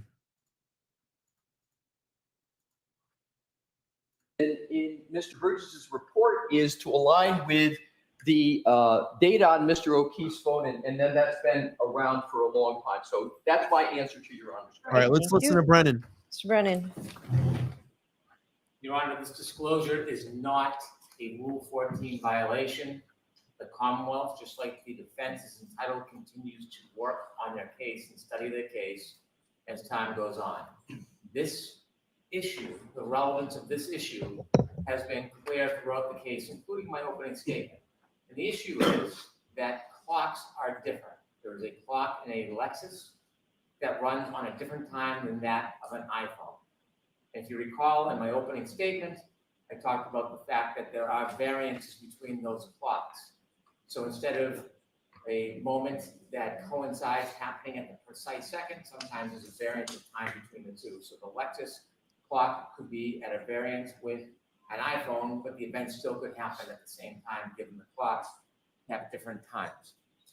The defense provided a report by a person by the name of Mr. DeSorga, a noted expert witness who they've listed as a witness they may potentially call. Mr. DeSorga wrote a report, and in the report, he suggested, based on his analysis, that Mr. O'Keefe's phone always ran late.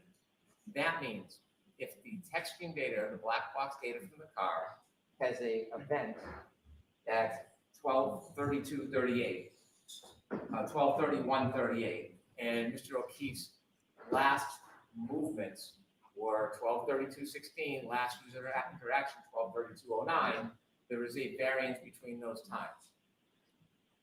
We asked our expert to review their expert's report to see if he was accurate, that the variance means that these times would never align. And that's what he did.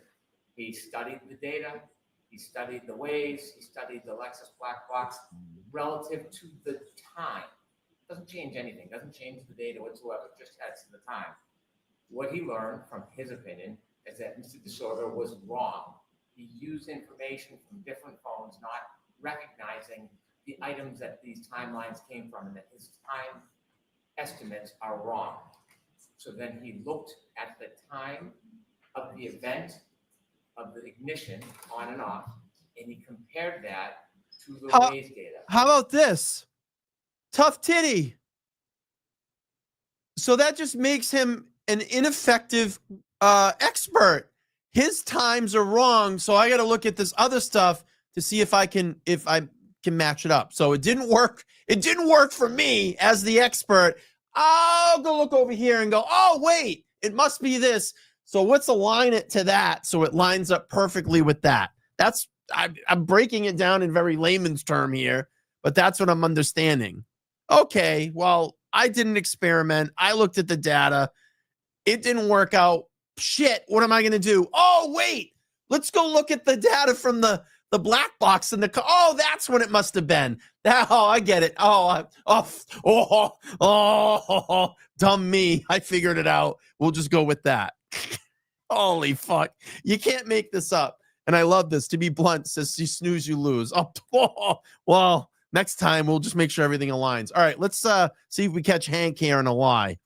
And when he did, he found that he could identify what the actual differential was. Instead of guessing that it was within the 30-second window, it was somewhere around 21 to 25 seconds. Oh. And that 7 minutes before the collision, Mr. O'Keefe's phone was 21 to 29 seconds ahead, which means you subtract that time, which puts it in the same variance that we've been arguing from the beginning, that the collision occurred at the same moments when Mr. O'Keefe last had user interaction, and that reconciles with the data. It does not change the text stream data or the black box information on the car whatsoever.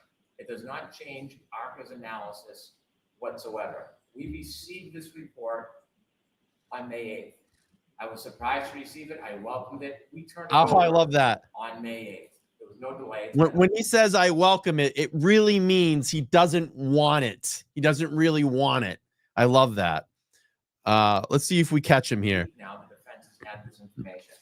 And so this is not an attempt to align anything. While it may reconcile or identify that variance more closely, it doesn't change any data whatsoever. And so this is not a Rule 14 violation.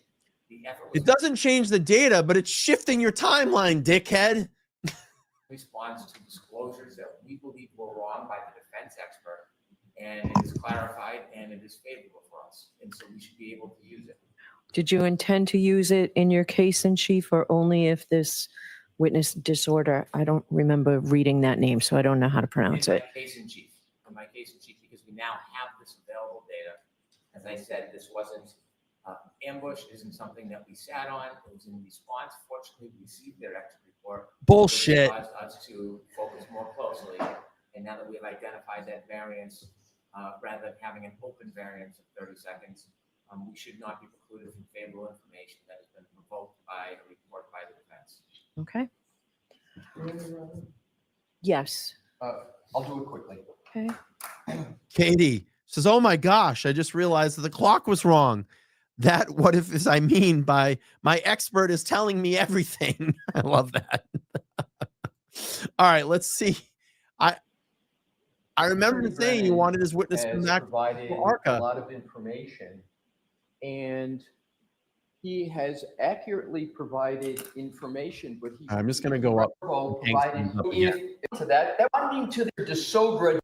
Now I'm coming 6 months ago at least. So not allow it because they're surprised. The defense. Okay, hang on.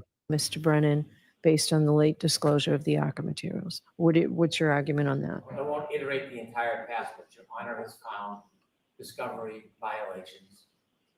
Your Honor has found that I want to phrase this properly, the efforts of the defense were improper. And inevitably, we've now received an extraordinary amount of discovery on the most important issue in this case, well beyond the discovery deadlines, without any excuse. And Excuse the me. court, understandably, has overruled government's objection and has stated that it is going to allow the defense to proffer 2 expert witnesses in a very complicated field. In an issue that is the heart of this case. If you're going to allow them to testify, despite the fact that we have not had the time to review, and to prepare, and to address it. Because he knows this is the case. He's been trying to get this out ever since he came on as a special prosecutor in this case. He knows once the jury hears an independent source, not hired by the Commonwealth, not hired by the defense, hired by the feds to come in and look at this and crunch all this data together and say, what do we got here? Did Karen Reed hit John O'Keefe? And they went, nope. And did John O'Keefe make any contact with Karen Reed's vehicle? Nope. He knows the case is done. It's over. And he's going to piss and moan about this all the way up until they actually get up and testify. I'm telling you. That's what he's doing here. That's what he's doing. Let me get to this one. Norman Corey, thank you so much. A lot of super chats coming from me tonight. I appreciate that. $5. Does this clown realize the state police had the Lexus for key cycle 1162? Can his expert fucking count? I love that. And Mary's been talking a lot about that in the chat too. Aaron Blackman, $10 says, I wonder how Mr. Yannetti is feeling about what's going on. If I'm not mistaken, he's a local lawyer, and I assume he's had run-ins with this judge in Brennan. Do you think he's as concerned as we are? We're always concerned, and they are concerned as well. Believe me, I've heard it come out of their mouths. Believe me, it's been very concerning. This whole case is very concerning to everybody. Believe me, and we didn't, want to just keep presenting the best case that they can to free Karen Reed. Jen, thank you so much. $1 super sticker. Appreciate that. Katie, $4.99. Thank you so much for all the super chats tonight. Said, it probably happens to everyone. Clocks are wrong. And by the way, I was at Lanks. Yeah. Jennifer McCabe. All right, let's see if we catch Hank here. The Commonwealth has the burden of proof. The Commonwealth has an obligation to prove its case beyond a reasonable doubt. And this isn't simply late disclosure of some evidence. This is a massive amount of evidence of the most critical issue. And so we provided this information to Dr. Wexler. As you know, he was away. He did not get a report until maybe May 7th. He did not have a chance to look at it until May 9th. An extraordinary amount of work, effort, and expense has gone into preparing our case for the jury. He is still in the process of reviewing the materials. There are entirely new subject areas within this information, well beyond the simple 4 opinions that they gave at the beginning. There are studies, there are demonstrations, there are experiments. This requires not only review, but an analysis, testing, vetting, and then preparing testimony to address the claims made by the defense experts. Not to get into a battle of disparagement, but our expert has found extraordinary issues in his first reviews of material. And some of those concerns lead him to need, in his opinion, to actually conduct his own tests to demonstrate the failures of these ARPA witnesses. That's going to take time. We've heard from the ARPA witnesses themselves that the amount of data they received, they estimated they needed 5 weeks. And they were given 5 weeks despite all the discovery deadline violations. They were given 5 weeks. We did not get the report until May 7th. And so we believe we are entitled to have our expert review all the materials, do his testing, provide opinions. None of that is going to happen anytime soon because he still has not finished reviewing all the materials. There's many, many gigabytes. Jim started. Difficult schedule. He is away tomorrow, Saturday. We were going to try to begin to prep at the end of the weekend. There is no way he's going to be able to testify anytime soon and have all of this validation and vetting and testing. So what is it exactly you're proposing? So what we would like to do is have him testify about what he has prepared. He's had adequate time to prepare. If either of these ARPA witnesses Here we go. testify and they introduce new opinions, new testing, new demonstrations, he should be able to continue reviewing the materials, actively engage his own testing now. So by the time the defense case is over, he will be prepared to come back and address the new issues, not the older issues or regurgitate his testimony, but to address any new issues that were provided in violation of discovery orders. And so that he can then address the jury on those specific new issues. Hank wants his cake and eat it too. It's exactly what's going on here. Hank wants his cake and eat it too. I see no other way of this expert fairly being provided, presented to the jury. The unfair prejudice cannot be cured in any other way. We ask that he be able to continue his review, offer rebuttal opinions on anything that is new, and not to encroach on anything that's been previously provided. Can Burgess testify after Welcher? No, because Dr. Welcher relies on Shannon Burgess' information. It will make no sense. I thought about it. It makes no sense to the jury, his presentation, unless Shannon Burgess has an opportunity to provide background information. All right. Mr. Lessie, I'll hear you on this. Thank you, Your Honor. I think and I understand that it's very well understand the time of the day, so I'm that have been in existence since February of 2020. The quote, Right here, Hank again. temperature has done. Now with reasons 4, 6, or May 7, continually did leave is making ARPA have. Otherwise, what we're happening is here, it's almost a self-serving matter where the Commonwealth is getting to put on certain witnesses here from our witnesses and then have an automatic rebuttal. And Your Honor, I just think that's improper and prejudicial. There's another, and importantly, it's a burden shifting to the defense. All right. So I have a question for you, Mr. Lessie. Are you still thinking that if the defense puts on a defense that will take roughly a week and a half for that to take place? That is our best estimate still, Your Honor. And not holding you to this because obviously you have no burden. If ARCA is part of that defense, when in that week and a half time frame would that be? We haven't made a final decision, Your Honor, but we're pretty close that it would be toward the end. Okay. All right. I needed all this information now, so I appreciate it. All right. Thank you. Court, all rise. Fucking jerk off. All right. Where are we at? Lunch break. Let's pick it up.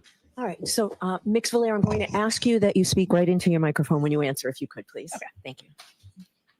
All right, Mr. Lally, go right ahead. Thank you, Your Honor. I don't want to get Lally. I want Dash 12 and 7. 2 pieces from item 7-12. And if you could zoom in on that item. I did no further examination on this myself. Christina Hanley might have examined some of these further. Thank you. I have nothing further. All right, Tia Yannetti on cross.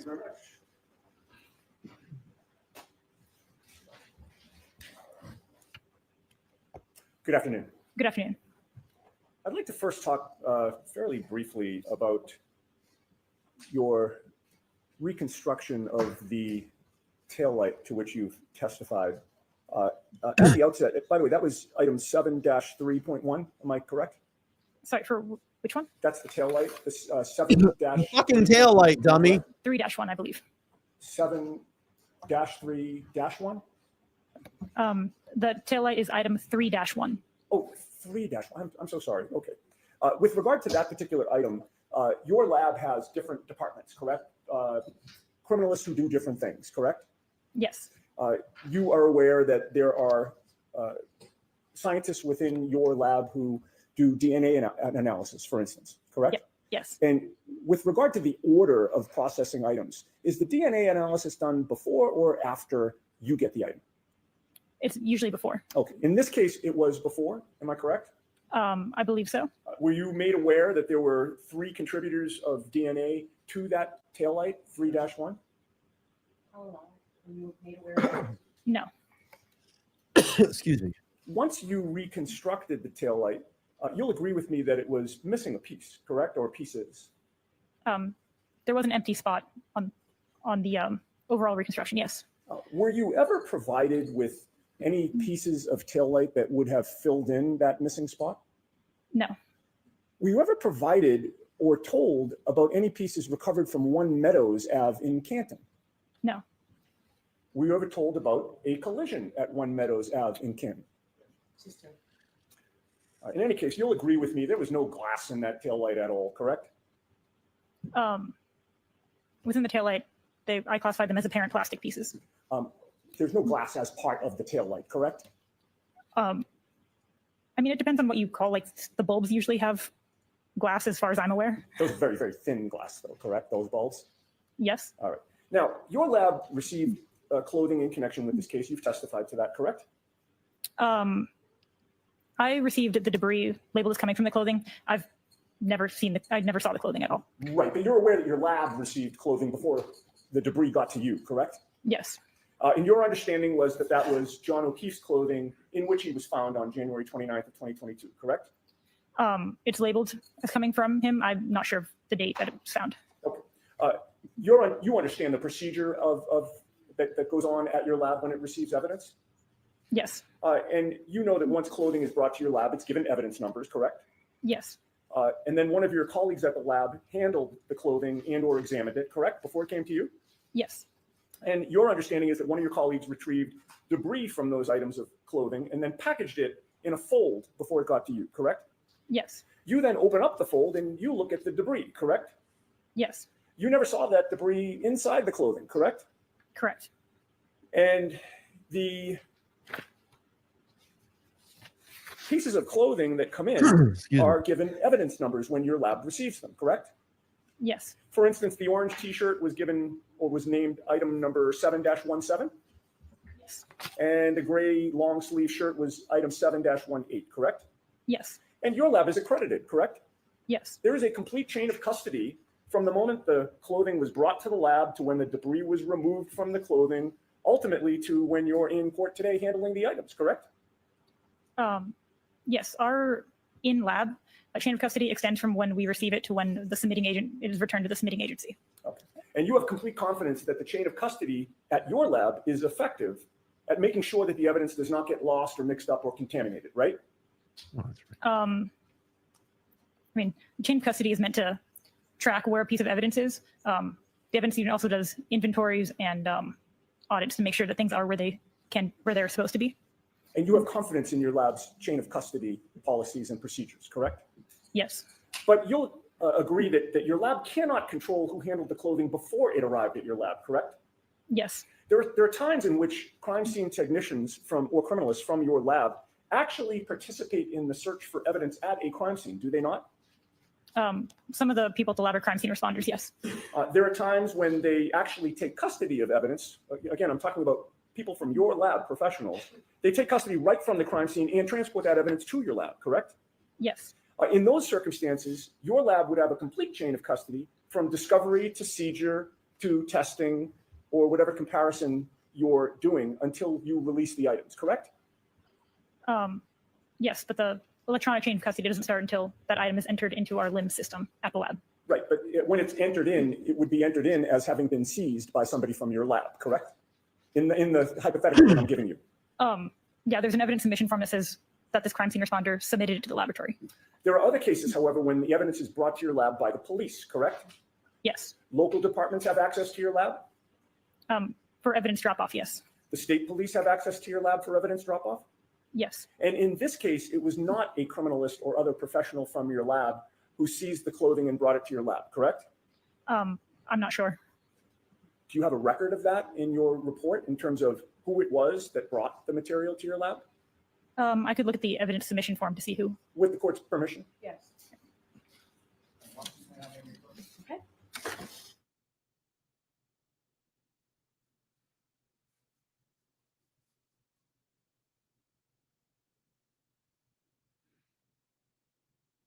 All right, let me speed it up here.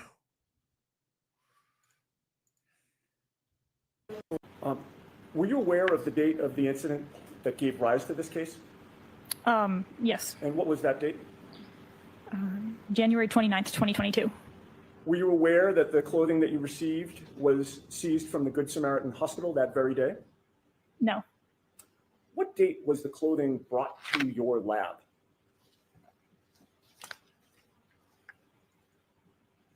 March 14th, 2022.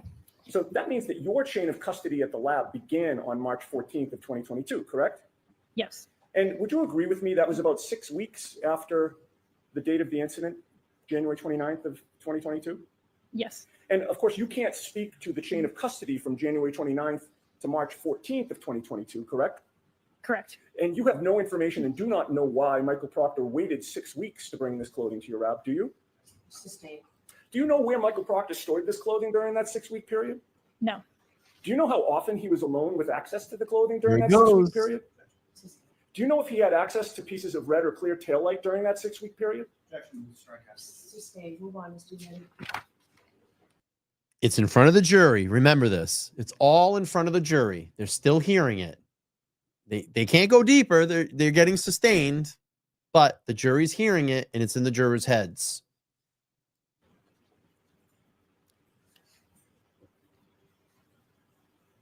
There's nothing wrong with any of these You questions. were not present when the clothing was seized, correct? Correct. You did not have custody of this clothing from January 29th of 2022 to March 14th of 2022, correct? Correct. You do not know what was done with the clothing before it arrived at your lab, correct? We've covered this, Mr. Manning. Move on, please. One last question. You cannot vouch for how the clothing or taillight pieces were handled before That's they got to right. your lab, You're correct? right, Jen. I cannot. Anything further, Mr. Manning, or you all set? Jen, I haven't talked to you in a while. We need to talk.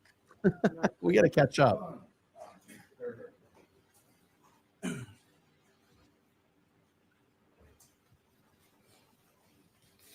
Mr. Lear, there is a separate evidence unit contained within the Massachusetts State Police Crime Laboratory, correct? Correct. And fair to say you have absolutely nothing to do with that, correct? I'm not a part of that unit. And so your responsibility as far as chain of custody is concerned is from when we you gotta retrieve the catch- item during your analysis and then when you return the item to the evidence unit, correct? Correct. And from that analysis that you performed, you found that there were 10 different items, starting with the number 7, that were a mechanical fit to 3-1, the taillight housing from the defendant's vehicle, correct? If it's 10 items, I don't have, I can count them. As far as all those items beginning with 7 that you went through or elucidated on your direct examination, each of those were a mechanical fit to each other and then to the taillight housing in 3-1. The pieces that were previously stated, yes. Nothing further. All right. Mr. Lucia, you are. We're going to talk a little bit more here at the end of the trial, I think.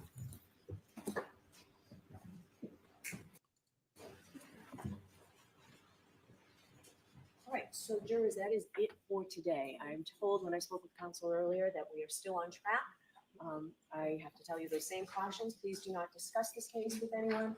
Don't do any independent research or investigation into this case. If you happen to see, hear, or read anything about this case, please be on Monday. Is that it? Incorporated in what the Commonwealth had given me. Here we go. Before we recess, I appreciate that council provided me with the information. Mr. Leslie, I got the 2 reports that you had that were incorporated in what the Commonwealth had given me a few minutes before, but I appreciate that it was pointed out here. We've had full argument on this yesterday and today. My findings for the record are that the defendant has not persuaded me of undue surprise or unfair prejudice by this information, and I don't find that there's delayed disclosure. Of course, all of this is ample game for cross-examination, certainly as to what Mr. Burgess knew, what he looked at, why he looked at it, when he looked at it, why he changed his report, and violation of the sequestration order is all for cross-examination, and I will give you a lot of leeway with that, Mr. Alessi, but I'm not having a voir dire on that.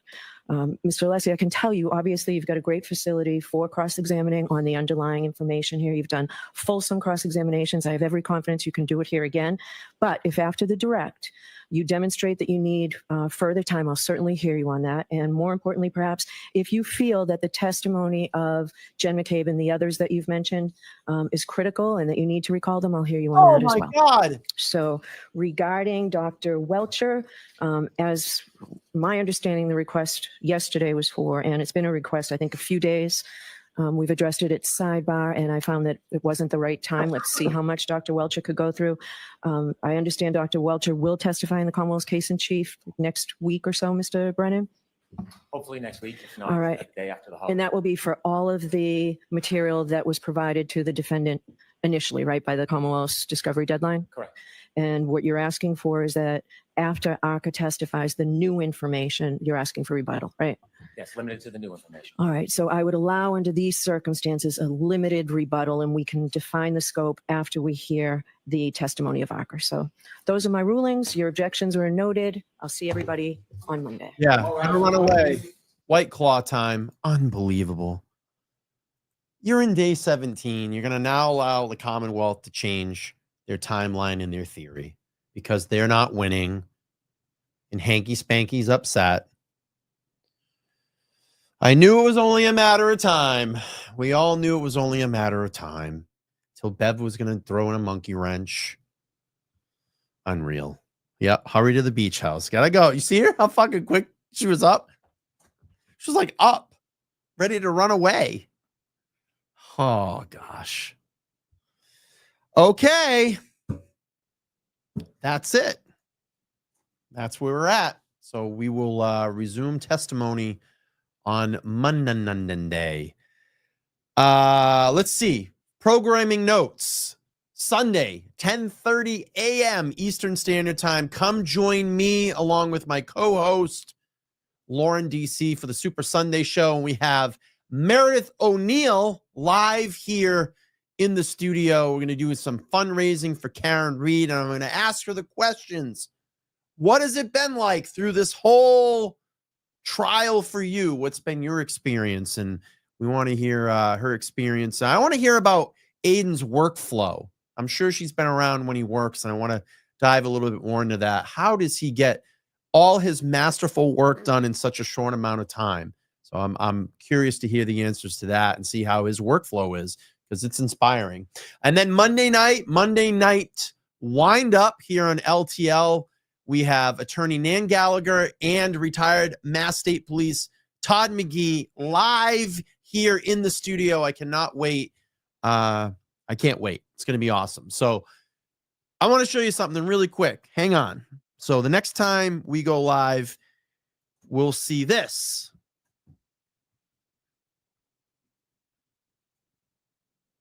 This view, the view that I just had, will now turn into this view. Look at that. And we're going to have two people sitting right next to me. So I think it's going to be awesome. I am prepared. I'm ready. We're going to be doing some more upgrades behind me. The painting will go, and we're going to get some really cool stuff going on behind me here. So I'm loving the new table. It's going to add completely. It's like a real podcast now. When you watch a real studio. And this is really what I've been looking to do. And it took me a long time to find this company, but they're out of Wichita, Kansas. And after I complete the studio, I told them that I would send photos to the owner. It's an American-made company out of Wichita, Kansas, and it's called podcasttables.shop. And they make these beautiful, amazing handmade podcast tables. And I love this. And we got the look. My camera's a little off right now, but we'll get that straightened up. And we're going to have Meredith and Lauren, and we're going to have a good time. And we're going to talk the Karen Read trial and try to raise some funds for Karen Read. So that's going to be it, everybody. It's Friday night. This ends this edition of Friday Night Heat. Thank you so much for hanging out with me. Thank you for all the monetary support, all the support in the chat. I want to thank the Defense Diaries for checking out the podcast tonight and hanging out in the chat and chatting along with my awesome chat. All my moderators, my wrenches, my subscribers, my members. I love all of you. Please make sure to like, share, and subscribe. And on Sunday, we're going to have a lot of fun. We're going to have Meredith in here. We're going to have Lauren in here. And we're going to talk Turtle Boy and Karen Read. It's going to be a great time. So that's going to be it, everybody. I appreciate, again, everybody here. Make sure to like, share, and subscribe. We'll be back on Sunday, 10:30 a.m. Eastern Standard Time. When I end this stream, it's going to take you over there. So set your reminders, and we'll see you back here Sunday, 10:30 a.m. Peace. I'm going to get out of here. Hit the outro and go home. Goodbye, everybody. Good night. Bye-bye.